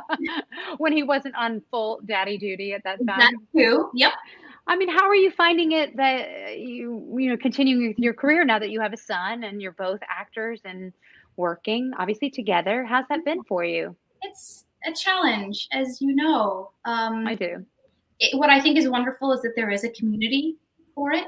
I was surprised by that. I didn't realize that there was a Broadway community, regional theater community of parents, and especially moms that I needed to hear from, that I needed to talk to, and realize I can do this. We can do it all. It's going to be harder, and we'll have to make a lot of decisions that maybe we wouldn't have made. I mean, touring was a big thing for us, and we said yes, knowing it was going to be difficult.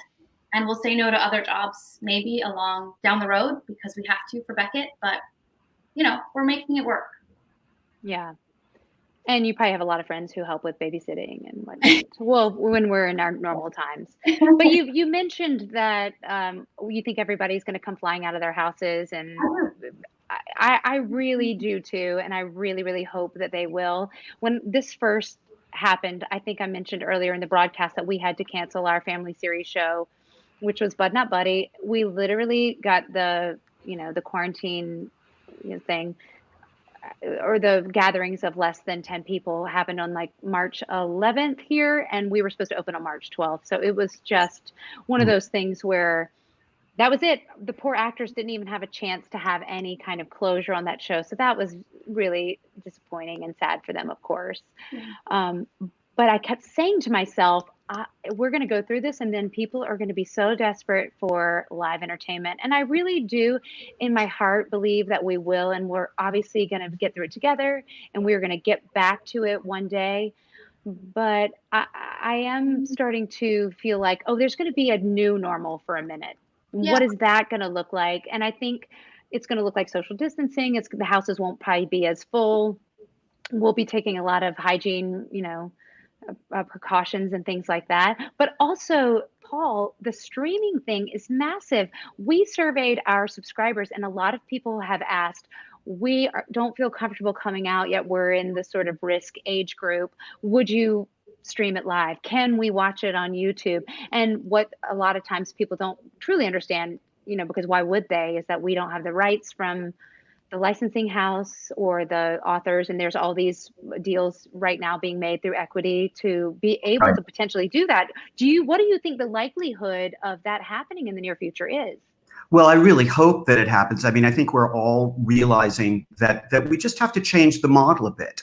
And we have to we have an opportunity for transformation to make our business a little more fair for everyone. Because I think everybody wants to go back into live theater again.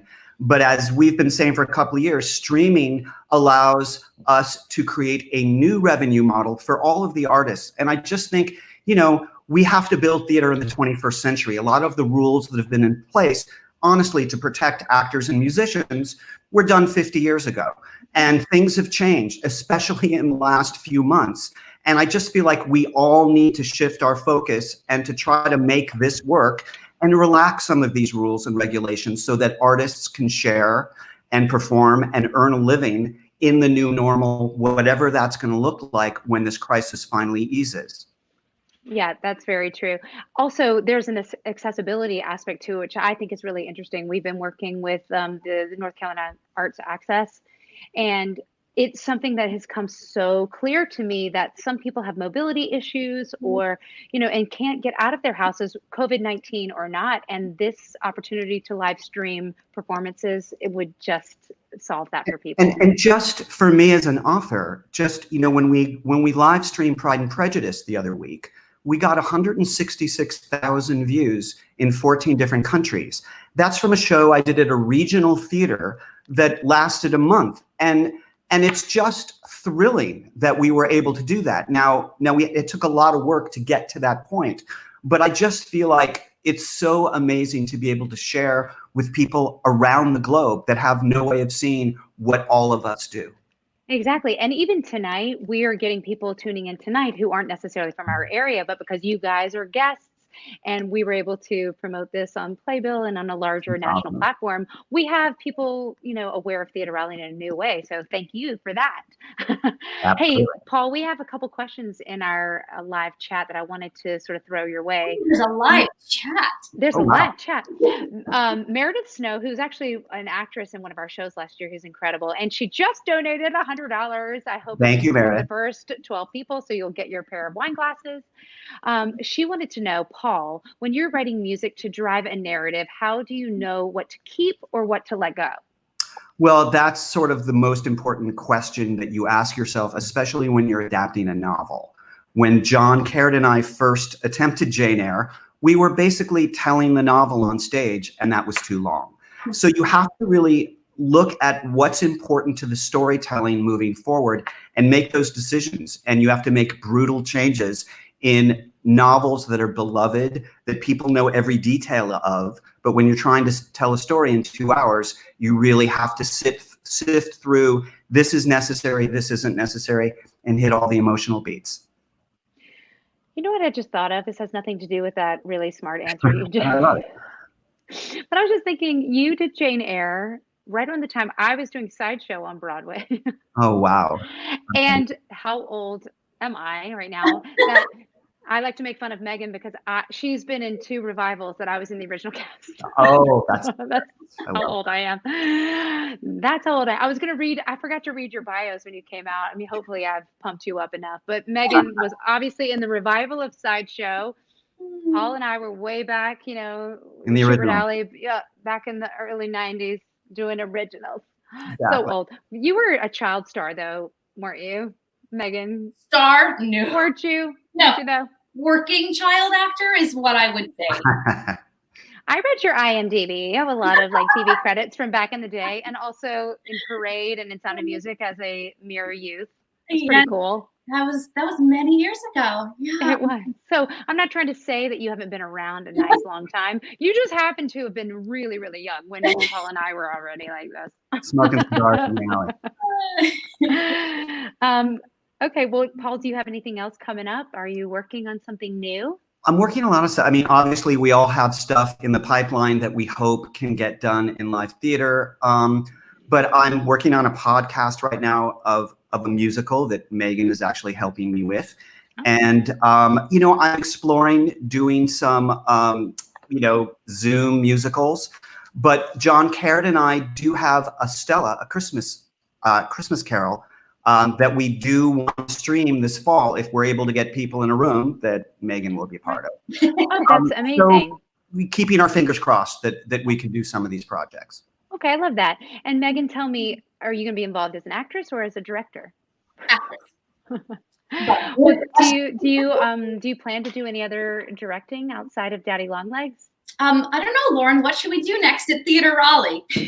What should we do? Well, let me think. Now that I know you're available, you're off tour and I would looking love for creative experiences. Oh, I will have you in a second. Megan, we have a question from somebody in our live chat. Okay. It's from Laura Berquist.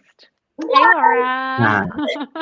She wants to know, what Jerusha's secret did you share with your TR, Jerusha? Did you share any tips and tricks? Well, first of all, I shared one of my props. I gave her the portfolio that I used off Broadway. There was something about it that I was like, I want you to have this. I want you to just take everything I learned in these 7 years, take it in this book. 7 years. Yeah. Let's just think about that for a second. Okay, continue. As far as a secret, I mean, Hilary did not need a lot of my secrets. I will say that. She was so brilliant, is so brilliant. She's so wonderful. We talked a lot about Jerusha's optimism, though. I mean, I think that was the secret for me, you know, that I had to learn from her every night. I'm not as optimistic as Jerusha is. I wish I were. So sharing that with Hilary, like, maybe you can learn this every night. And if you are learning it every night, then you're giving us the Jerusha we need. Well, whatever you told her worked, because she was amazing. She was incredible. That cast was stellar, and you guys are going to get to experience them in just a few minutes. I can't wait. You guys, thank you so much for joining us tonight. I can't even begin to tell you, Paul, you are somebody that I've always looked up to, and your music is like so my aesthetic, and I've always aspired to sing some of your stuff maybe one day. I would love that. I'll dust off my vocal cords. Let's do it. But I have loved your music for so long, and when I sent you this email to come do this and you immediately said yes, I was very moved and incredibly honored. So thank you for spending this night with us. And I hope you'll stick around to listen to Max Chernin and Hilary sing this. I can't wait. I'm excited. And thank you, Lauren. I really appreciate it. Oh, I'm so grateful to you. And Megan, obviously, so grateful to you. Your agent will be getting my call to come direct down here again in the near future. And please send my love to your gorgeous family, both of you. And please stay well and safe in New York, okay? And healthy. And again, thank you so much for being here tonight. And I'm getting ready to play this gorgeous recording. So don't go away, but we'll see you soon, okay? Bye. Bye. That was fun. Okay, so you guys bear with me as we're getting rolling on this awesome virtual concert of Daddy Longlegs. I again want to mention that so many artists came together to create this for you guys tonight. Obviously, our stars, HILARY MAIBERGER and Max Chernin, Joanna Lee, who is our music director, who played piano and created the cello track for this, and also Michael Kennedy, who played guitar on this track, and my husband, Charlie Brady, who created the video, edited it, and put it all together. I'm going to give one more major prop to David Toole, who everybody at Theater Raleigh knows David Toole. He was on Living Room Live. He was in Rock of Ages with us once, etc. He is also an incredible engineer, and we were having issues with audio, and he helped me create something that was going to make it sound as absolutely amazing as it possibly could tonight. So Dave, thank you for giving me a tutorial in the last 24 hours on how to do this and make it sound awesome. So you guys bear with me as you see me pressing buttons, etc. We're going to have HILARY MAIBERGER and Max Chernin with you right after the performance. I can't wait to share it with you tonight. Here I go. I'm going to be doing all my stuff. You guys are not going to believe it. Here comes Daddy Longlegs.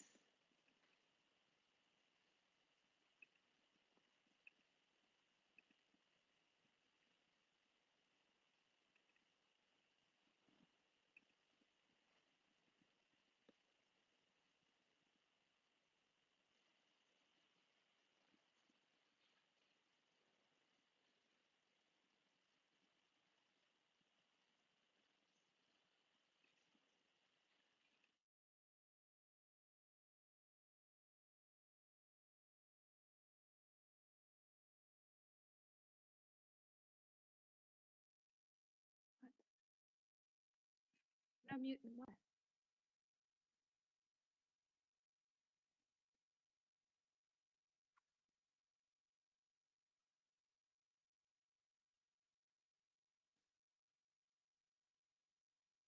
No sound.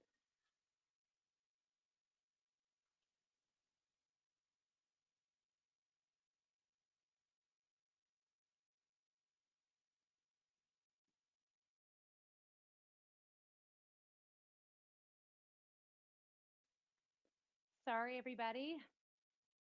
Technical difficulties. We are going to try that one more time. I practiced this so many times. I'm just going to check my settings. Everybody hold tight. It will be worth the wait. Stick with us and we'll be right back.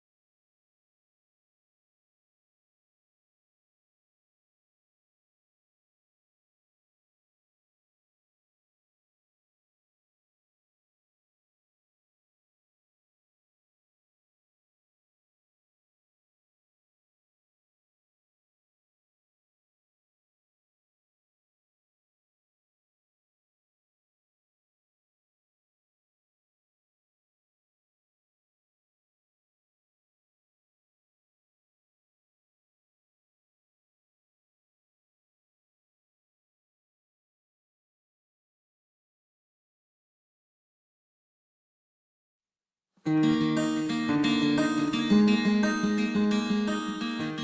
discovered the secret of happiness is learning how to fly. I discovered the secret of happiness is just enjoy the ride. Don't let the journey be tainted by pride. And I discovered the secret of happiness is not to mourn the past. I discovered the secret of happiness is not to run too fast.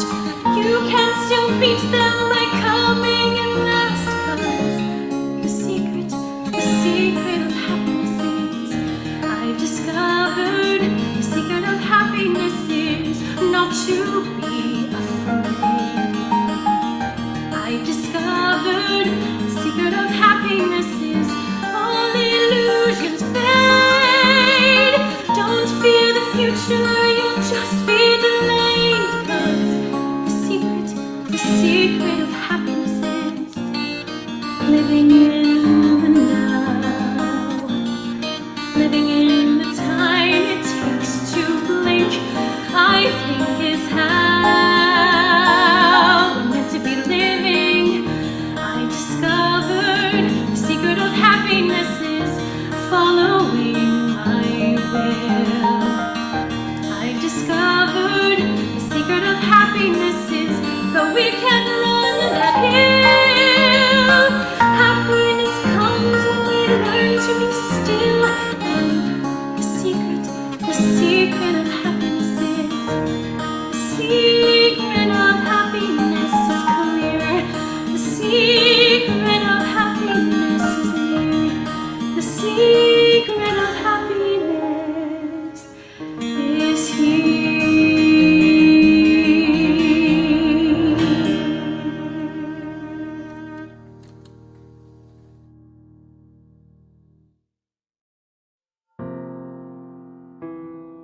He reminds me of you in much younger days, softly eccentric and set in his ways. He reminds me of you. It's funny, and yet how can he really remind me of someone that I've never met? And P.S. I wish you and I could be friends. Wouldn't that be a lovely surprise? 'Cause P.S. how sweet to be writing to you if I knew the color of your eyes. We went for tea at an outdoor cafe. Oh, and his eyes are both blue, by the way. We talked and we talked. You should have been there. And then he went on about Melville and Whitman. I'm floating on air. And P.S. I blushed when he offered his arm. And we walked under fair weather skies. And oh, how I wish that you'd been with us too. And I knew the color of your eyes. He made it seem like I'd known him from long ago. Laughed at my jokes, though they scarcely seemed apropos. I'm feeling more like a girl and less like a child. Suddenly I'm all grown up. Oh, what a man, I'll never forget. But really the only man I've ever met. Then he took the train, and I heaved a sigh. And Julia got angry because he left without even saying goodbye. And P.S. it's late and I can't get to sleep, so I'll lay out my soul on the line. What do I care if there's blue in his eyes, if someday you're looking into mine? One day you'll be looking into mine.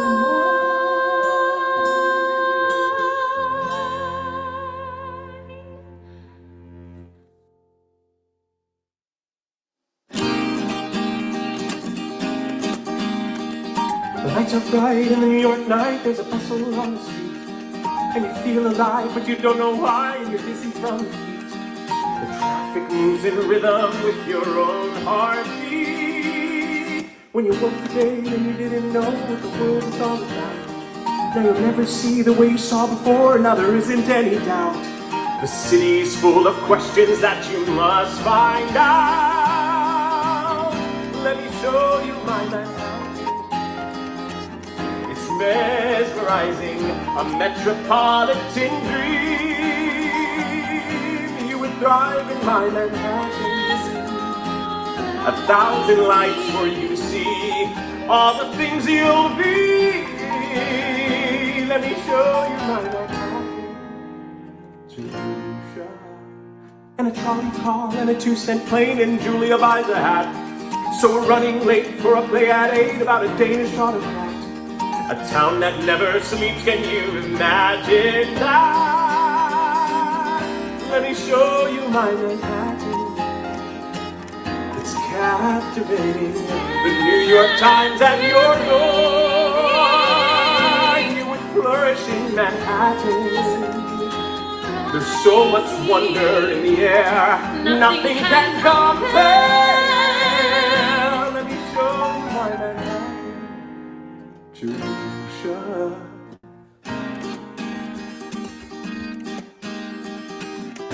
You are welcome in Manhattan. It's waiting for you. Rendezvous in Times Square. Take a chance on my Manhattan. The Algonquin is the rage, Caruso on the stage. Write a page about Manhattan, the plaza, rubbing elbows with the Queen while having drinks with Oscar Hammerstein. The Belasco and the Mexican will not soon forget. Just hop on and I'm down in you line. This city could be yours and mine. My Manhattan, your Manhattan, our Manhattan.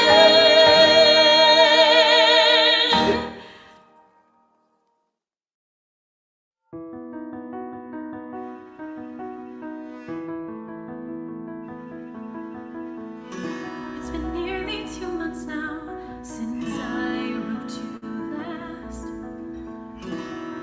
You can't imagine my regret, still it wasn't very nice not to write. I won't see Sally in the summer. I know you must have had your reasons. I know you didn't mean to hurt me, Daddy. Don't know why you behave as you do. Just a line on a card with some notes where you have ordered me to. You don't try to imply there's a why. I wouldn't venture a guess.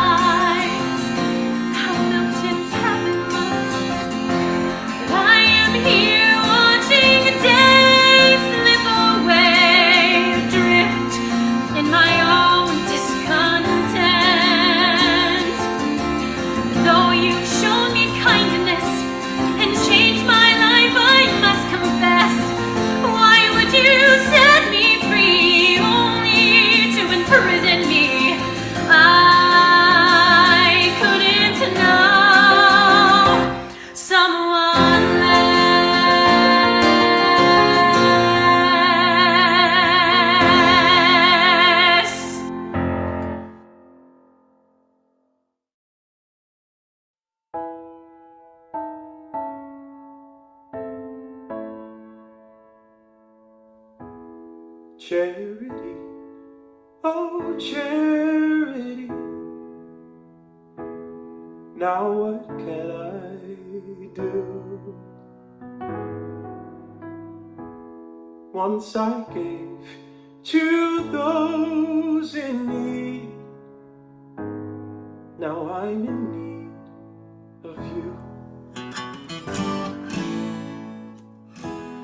Charity, oh charity, I can be. How easier it is to give than to let yourself receive. For what you have given me came out of the blue. What you have done for me, I never could do.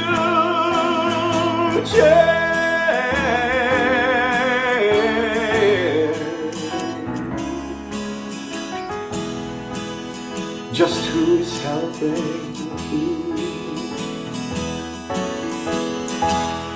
You are free to go your way,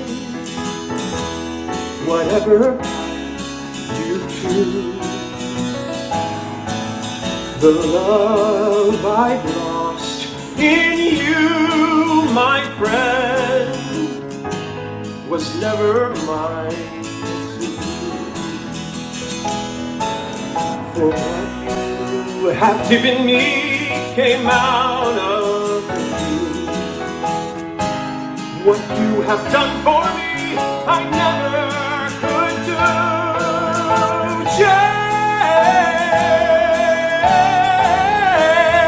Charity, just who is helping who?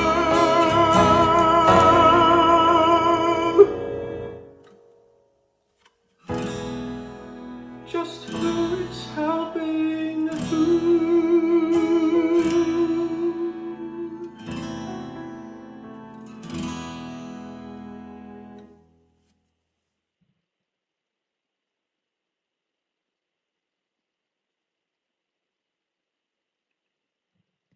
Come on. How about that, you guys? Oh my gosh, I love it so much. We've been listening to that so much in my house these last few days. This music, those singers, incredible. And thank you guys for putting up with my novice technical, well, not prowess at all, my inability to make that work right off the top. But thank you, Dave Toole, for giving me the tools, literally, to make it work. I went through my processes. Boom, it worked. Ladies and gentlemen, I can't wait to bring out for you to chat with HILARY MAIBERGER and Max Chernin. Hey guys. What's going on? Oh my God, How Max! about that? I'm sorry, Max. Your charity. I can't. It's just so HILARY, beautiful. I can't with I you. miss you. I just miss you so much. I miss This is you crazy. too. You guys, I'm in tears over here, not only because I didn't know if it was going to work there for a minute. When it started working, I almost started crying. But the two of you are just so stellar. And I think it's really important that people understand how that video was put together. Like, can we Yeah. talk about this for a second? That you guys, when you submitted your videos, it was just vocal. So talk to me about that a little bit. I'm gonna let Max talk Oh, because sure. I'm the one. I was like, Max, you just did this. How do we make this happen? So Max was really the kind of the one who's like, this is what we do, everybody. Well, thanks. Yeah. Yeah, I mean, well, now this is starting. This is what we're all doing now. So there was a big learning curve, I think, and people are figuring out basically that taking the audio from a video, you then can add in like the guitar and the piano track to that, but you have to record the video without those other things in there. So what we sent Lauren was just us like singing here, singing there, and you know, I'm looking at these videos and I'm like, oh, these are horrible, and I just watched everything for the first time. We just got to see it for the first time. So I know that was the first time you guys got to see it. Wasn't it amazing? Yeah. Didn't Charlie do such a great job? Charlie, good job, are Charlie. you Yeah. kidding? It's incredible. that was great. So cool. I mean, let's be real though. You guys sent just like your vocals. So you were hearing it in our ear. Yeah. but you just sent like dry vocals with like not singing together. Like you even sounded amazing like that. Let me just go ahead and say, like you did, your voices were stellar. But to hear him layer the pieces together, to hear it like dry by yourself, then like a little bit of reverb, then the guitar, and then the piano, and then you together, and how you lined up so well together. It was so exciting to watch it come together. Yeah. So cool. And you know That what? was so cool. He made me laugh so hard. He was like, they even have chemistry from like 2 different coasts on the screen. Oh God, Max, Me I'm trying to too. think the last time I've actually seen you. When did I It's been a see you? minute. I saw your I remember seeing Rosie, your dog. Yeah, we Max and I, after doing Daddy Long Legs, try to like meet up at least once a month, you know, to catch up and things like that. But it was just so incredibly special to be able to sing this music with him again. It just kind of, I don't know, I knew it was just, oh my God, Max. Likewise. Oh, I was wondering if Lauren could see both of, like, I was sitting here watching everything like this. And I was wondering, I bet Lauren's like taking pictures of it or something. I could see you guys backstage. It was really cute watching it and experiencing it. The production itself that we did in 2018 was amazing. Obviously, you know, helmed by Megan, but so much because of the two of you and what you brought to it in your chemistry and your voices and your intimate acting. It just was so exciting. And Hilary, no doubt, when you wrote me and were like, hey, we should do this. I love that because you were just like taking care of business. You were like, I'm not doing anything. Let's make this happen. Let's sing. I know. I feel like I've been singing A Secret of Happiness a lot, just like around my house, just because the song is so relevant right now and things are really, really hard. And selfishly, I just wanted to sing for someone, for any human, to be honest. And so I thought, Daddy Long Legs, this show needs to be shown to more people. So why not, you know, reach out to Lauren and see if we can do this. So I'm so happy that we got to do this. This is so cool. I mean, I'm all about saying yes if we can, you know, get you guys out there and do something wonderful. And it ended up being a great way to anchor this event that we were talking about and thinking about planning. And I was like, oh, this is all serendipitous and coming together so beautifully. And Hilary's idea was based off of, I think, Max, your concert that you did with Passing Through. Yeah, we did a big old concert. Yeah, and now they keep coming in, and there are a lot of other, I think, regional theaters and companies that are really taking the lead and learning how to kind of reinvent this space and find a way to connect with people and still be able to fundraise and like let people check in with artists and with communities like this. So yeah, you're so right.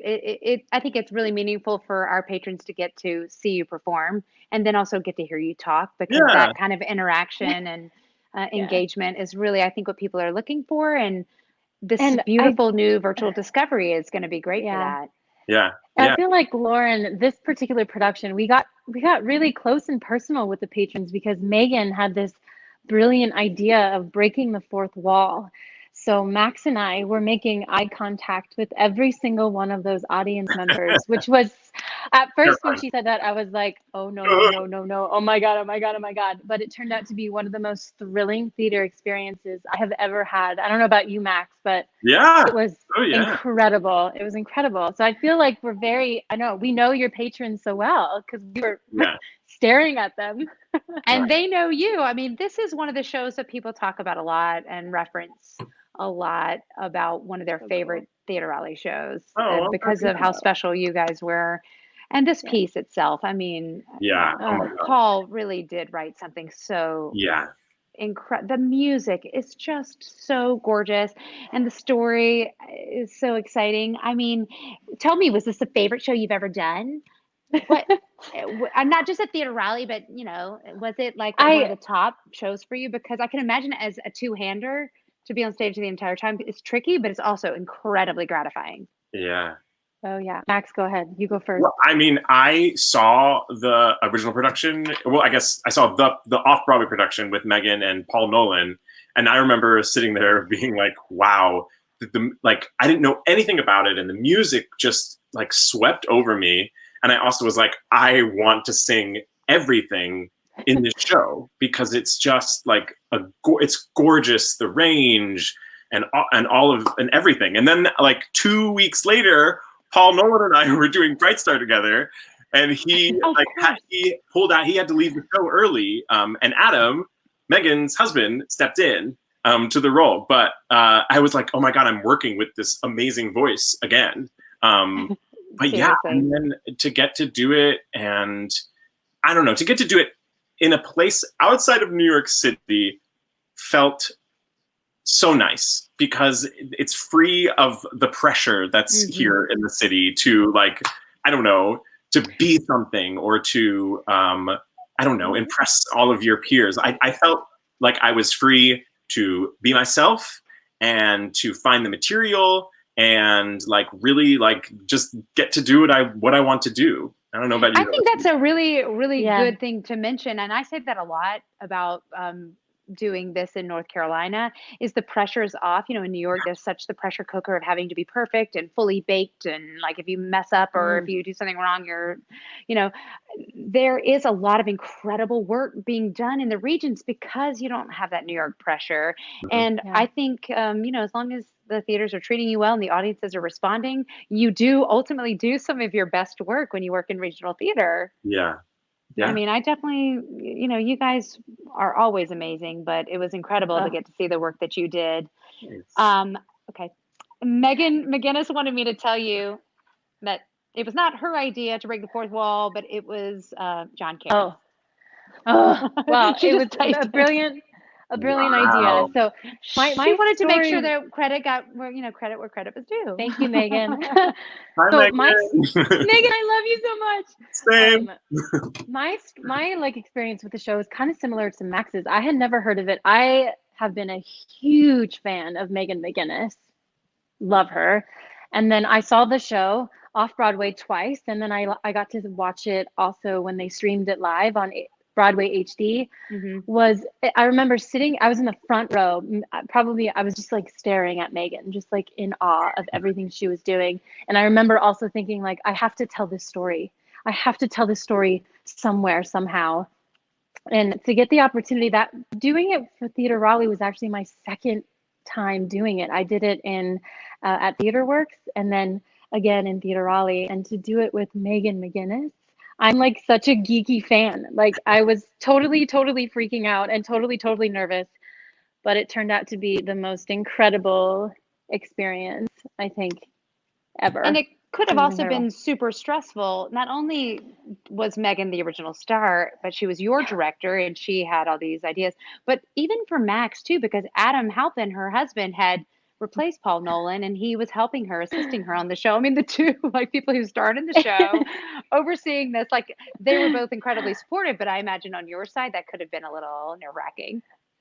In the context, in the short process that at Theater Raleigh, it was ideal. It was like, oh, good. Hey, it was like, not only is the person that you're working with like an actually very talented artist, they also know everything that you need to know. So if you have the smallest little question, you can be like, wait, this word here. And they're like, no, I actually know this. They can give you the whole map. Exactly. No. So they were both so supportive and incredibly open to your interpretations and what you brought to the show. That was the most impressive part, to see them support you. I loved that. And they amazing. Just fell in love with you. Yeah, Megan definitely should be a director from now on. She was my killer. God, she was killer. Just like incredible instincts, very encouraging, and she's such a smart actress as well. So to have a director who's also an incredibly smart actress, I think is so beneficial.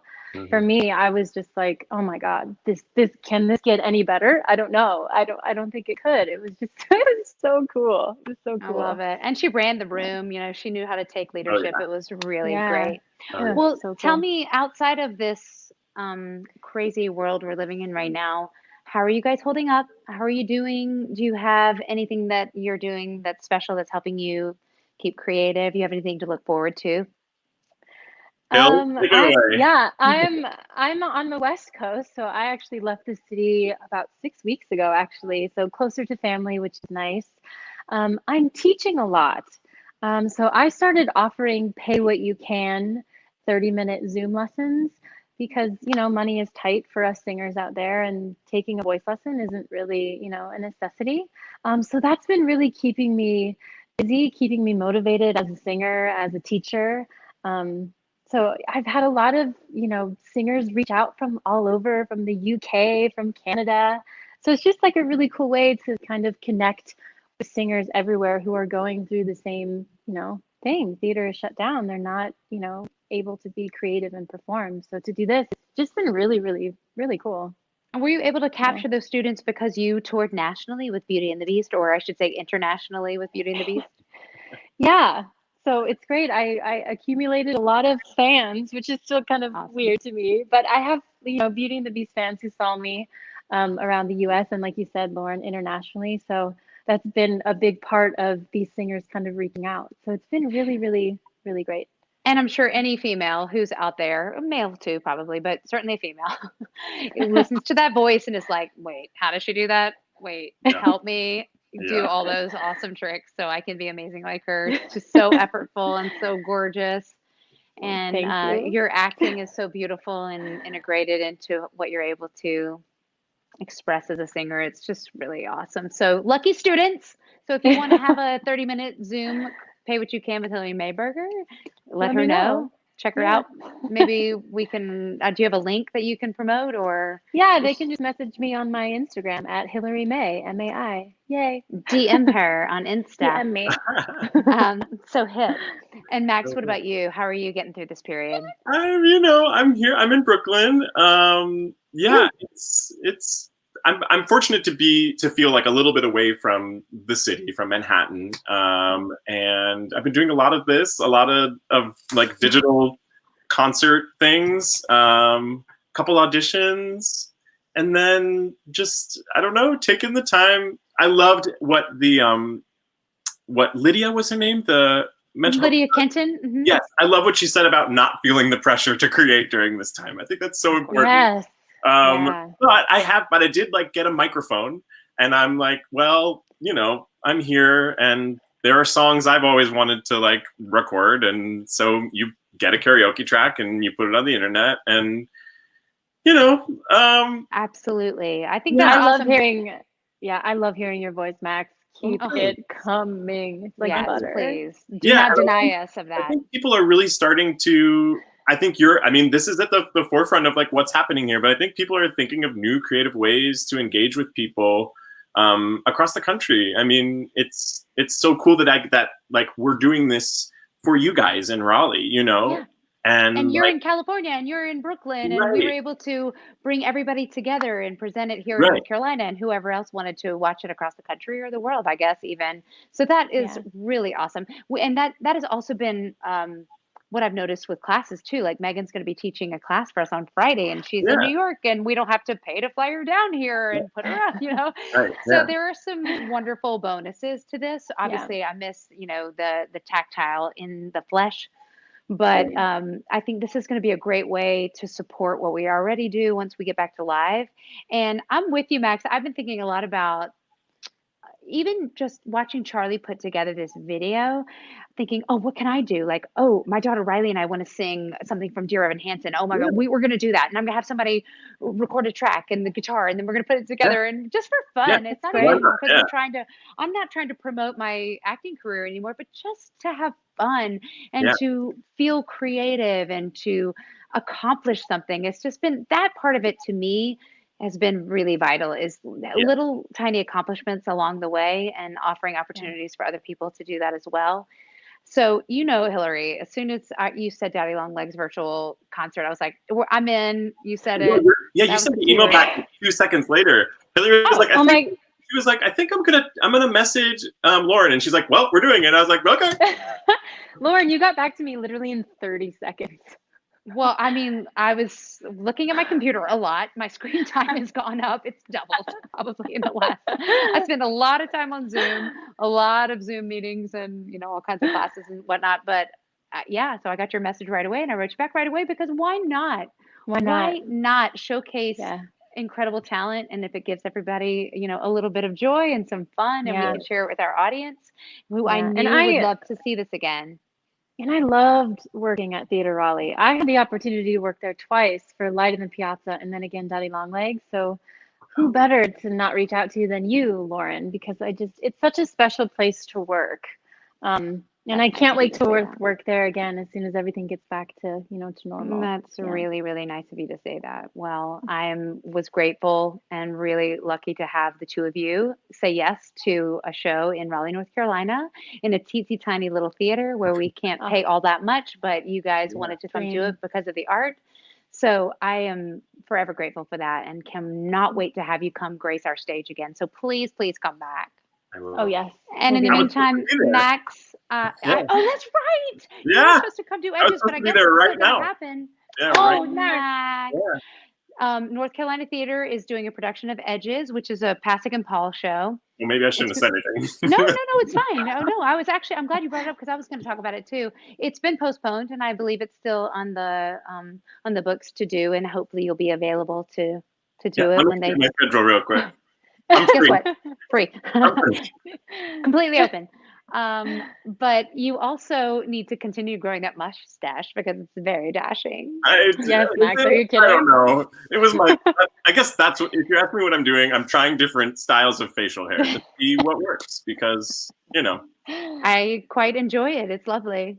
I like it. I think it works for you, Max. Not many people can pull that off. So thank you. In the shadows of this video, it just kind of looks like there's like a dusty patch right there. Because you're a ginger. So it's gorgeous. And your hair is different. Like we showed that picture of Daddy Longlegs 2 years ago, and you've got a nice haircut now too that looks a little different. It's fun to see how you guys have shifted and changed over the last 2 years. All We're you were beautiful then and you're beautiful now. And you're forever young. I can't tell you how much I appreciate you guys doing this and having this amazing idea and helping support Theater Raleigh. And please come back soon, okay, guys? Yes. We love you, Lauren. I love you so too. Much. We'll see you soon. Bye. Bye. Okay, so that was that. Isn't that cool? Thank you so much, you guys, for being a part of it. We have a few more guests that we want to have come on tonight. I'm hoping very much that I'm going to be able to talk to Brandon Cordry. I see him there backstage right now. I'm going to bring him on. Brandon, are you there? I am. Hey. Oh, hi. I'm good. I'm sorry. Are you fancier than me? Well, you said to be fancy, so. Oh my God, yeah. Martini. I was waiting for somebody to come out with a margarita since it's a Cinco de Mayo. Oh, yeah, but I'm obsessed with your fancy blazer. Thank you. You should know I'm wearing shorts and tennis shoes at the bottom. 100%. 100%. I'm actually wearing a jumpsuit, so I'm fully dressed. If anybody wants to know. Good. No sweatpants on the bottom. But you did the smart thing and you have your wired earphones, which I think is ultimately why I had sound issues, is because I had to do the switcheroo. Because they ran out of battery, which they might still. So everybody cross your fingers that we'll get through this. Anyway, blah, blah, blah. Who cares about that? Brandon, I want everyone to know about the amazing work that you have been doing with the North Carolina Artist Relief Fund.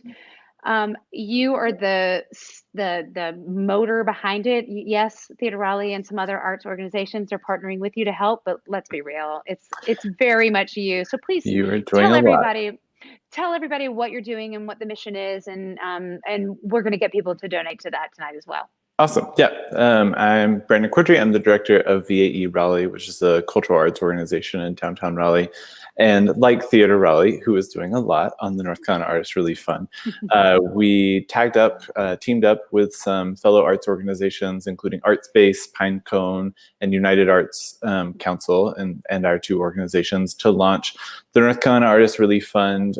We launched it on March 14th. We were one of the first to launch in the country. Now there are multiple artist relief funds that have popped up around the state, our state of North Carolina. We're very lucky to have multiple, but also around the globe. And we just basically all jumped on together and said, yeah, we know that artists are going to be hit really hard by this. We'd already kind of seen it, right? Like the entire revenue pipeline for the arts just shut off the week of March 9th. Within the span of 5 days, it basically just ended. And we knew that there'd be people who would step up and be amazing and want to help. And we knew that there'd be people who would be in need. And we wanted to be the connector between the two of those, right?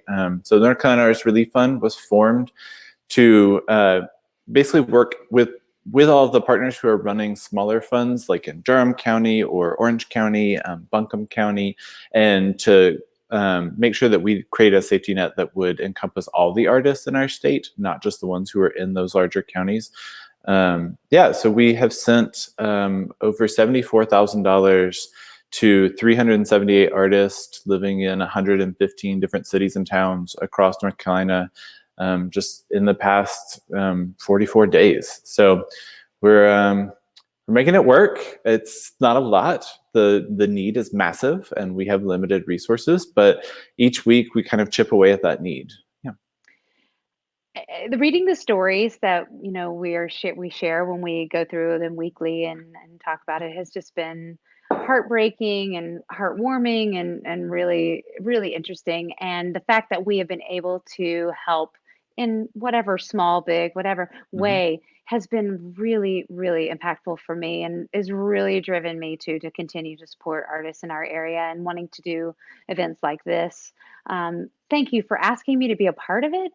Of course. I mean, a small part that Theater Raleigh can be, it just makes me feel better at the end of the day that we as a community have come together, that there are different arts organizations that are creating this together and helping the artists out there individually who don't have a full-time job or who looked for gigs and can't, you know, do the work because everybody's canceling. So it has been intensely impactful, I believe. And I know a lot of the people who have received the funds have been incredibly grateful. And I know we have a lot more money to be giving out over the next few weeks and we'll continue to do so, right? Yeah, we, like I said, we've given out over 74,000, but today we, the current total is we have more than 84,000 in our fund. So that means this week we should be able to give out at least 10,000 more. And we know that there are larger checks that are on the way. We've had over 500 individual contributors to throw money in, from everything from $5 to, $1,000. And then we've had organizations like Triangle Community Foundation, the Knight Foundation, Man Bites Dog Theater Fund, and the Awesome Foundation to throw in larger organizational support. And very soon, Lauren and I both know because we've been waiting to announce this for a while, we will have a much larger contribution from a funder that we'll be able to announce whenever we can finally announce it. It's very, very exciting. And we were going to be able to help a lot of people. And that has all been powered by you, Brandon. Thank you so much for doing that. Seriously, cheers to you with my Theater Raleigh wine glass. It's empty, but so branded. So if you want to donate to the North Carolina Artist Relief Fund, I believe Mickey Stith, our marketing director, has put that up in the chat. So please click on that. The more money that you are able to donate, the more money we can give and help artists. So keep it coming. And thank you so much, Brandon. I really appreciate you getting all fancy for me tonight. Brandon and I do a lot of Zoom meetings and I always see those gorgeous pictures behind him and he's always wearing black. So this is so exciting for me to see a little something different. White. I don't think that they're white, Lauren. You don't know it. It's usually a black hoodie. I don't know who. I don't even recognize you. Thanks, Brandon. And I'll talk to you on Thursday. Yes, sounds good. Thanks for calling in. Thank you for doing this. Yeah, of course. We have one more caller I'm excited to bring out tonight. Some of our volunteers who are incredible supporters, incredible friends, amazing people. I'm going to introduce to you Greg and Roz. Hi, guys. Hi, Lauren. How are you? It's so good to see you. I miss your faces. Same here. Me too. My God, woman. I really do. So good to see you. I just had one thing to say watching Brandon there. Our granddaughter is getting married, and I'm going to officiate the ceremony. I want that jacket. Brandon, if you're still tuning in, you may have a taker. I don't know. Donate, rent. That is so awesome. Well, good. I'm glad to hear that there's weddings happening out there. Hopefully it happens. Yeah. Well, we hope. You guys, I have to say, it's so interesting how the world has changed so much in the last 2 months. Honestly, the information started coming through, right, in a way that was hard to process. And I remember very specifically, the two of you had just gotten home from Morocco when we were doing a volunteer training. And you both said to me, like, I don't know if we should come. We've only been home 8 days. Should we have been home 14 days because of this coronavirus? And I was like, I think it's fine. Like, to me, it hadn't really sunk in yet, but you guys had already been traveling the world and very aware of how this virus was affecting other countries. And look what has happened since. I mean, I hope you guys are staying safe and you didn't come down with the virus ever, and you guys are safe at home and taking care of yourselves. We are, absolutely we are. Yeah, we're trying. It's difficult. The disinfecting protocols are very complicated. But there's the good part about it is we have a lot more time to relax, do house chores, and kind of walk around the neighborhood, and from a distance greet neighbors that we haven't ever seen. It's true. I tend to agree. You know, Greg talked about the hard part. I heard you also talking about things that were difficult. From my standpoint, I like to kind of look at what's really been positive. And I'm sort of liking the downtime. My calendar was always overbooked. I was running here, there, and everywhere. And now I'm having time to relax. I agree with you, Roz. I think that's a really, really good point. I am kind of straddling that both. I really miss the interaction. I'm a very social person, but the downtime has given me a chance to catch up on a lot of stuff. Like, I have organized my closet and I have completely cleaned out my attic. I've alphabetized my canned goods, and like Greg, like you said, I spend a lot of time wiping down and Cloroxing all my packages from the grocery store. But I've had a lot of time to sort of settle back in with myself. I usually spend my time just trying to keep all the balls in the air and just get by. And this has given me a second to sort of re-up with myself and with my family and spend time with my husband and my daughter. So that has been good. So I appreciate you, Roz, bringing up that positivity, because it has sort of been like a check-in with ourselves. You know, the world has said, wait a minute, y'all, slow down. That's exactly right. I hope I can remember some of that when things come back. That's true. I hope we'll take it with us. Yeah. I plan to. I've learned a lot during this period, and I plan to take that with me. But I sure miss seeing your faces at the theater and having you guys around on not a daily basis, but there are a lot of days you guys are there working with us. Oh, it really has become a hole in our life not having Theater Raleigh to participate in as whatever we do. Wow. We've been with you guys since, I guess, season 1. Yeah, you have. I can't even begin to tell you how grateful I am for your commitment and your emotional investment and your investment of time. It's just been awesome. It's been a joy, though. It has been an absolute joy. Well, we're going to get back there one day. Roz, we're going to pull you out and we're going to get you back out there. Okay, I hope so. We're going to say that calendar is going to be full again, girl. Sorry. Well, I hope so. I miss live theater, I have to tell you. Oh, absolutely. Yeah. Yeah. So what has been the hardest part for you guys? It's just not seeing people, not seeing theater. Yeah. Exciting. It's an immersion experience that I'm very passionate about. I mean, you forget everything when you're sitting in the theater and you're part of the action. That is very true. And we are going to do what we can to bring that back to you on the other side of this. And in the meantime, hopefully you guys have been able to see some of our virtual performances and concerts. We have. We enjoyed them. So we'll see you Thursday night too. Yes. Lydia Kenton going to be singing like crazy from her living room. Well, I'm so glad you joined me. I was so happy to hear that you guys wanted to call in and wanted to make sure I got to say hi and see your faces, because you are a staple for me and two of the faces that I really look forward to seeing when I go to work at night to produce a show. So thank you so much. And please stay safe and please be well. And we'll see you online. We're going to try it. Yep. Okay. Thank you, Lauren. Bye, you guys. Good night. Bye. Okay. So I want to say a few more things, some really exciting stuff. Tonight, we have already received over $2,200 in donations. Thank you. That's amazing. I want to give a recognition to Ann Hess, who donated $250, which is going to be matched, girl. Thank you for that. That is so exciting. We've had great success here tonight. I hope that you guys have enjoyed the show. Thank you for putting up with some of the technical difficulties. I am learning something new every night, every time we do these events. So thank you for putting up with it. And I hope that you felt the show was worth it. I really loved talking to Becca and Lydia and Denise and Brandon, Greg and Roz, Megan and Paul, Hillary and Max, everybody. Thank you for joining us tonight. Thank you for donating. You can still do that. It's not midnight yet. We'd love to continue to get your support.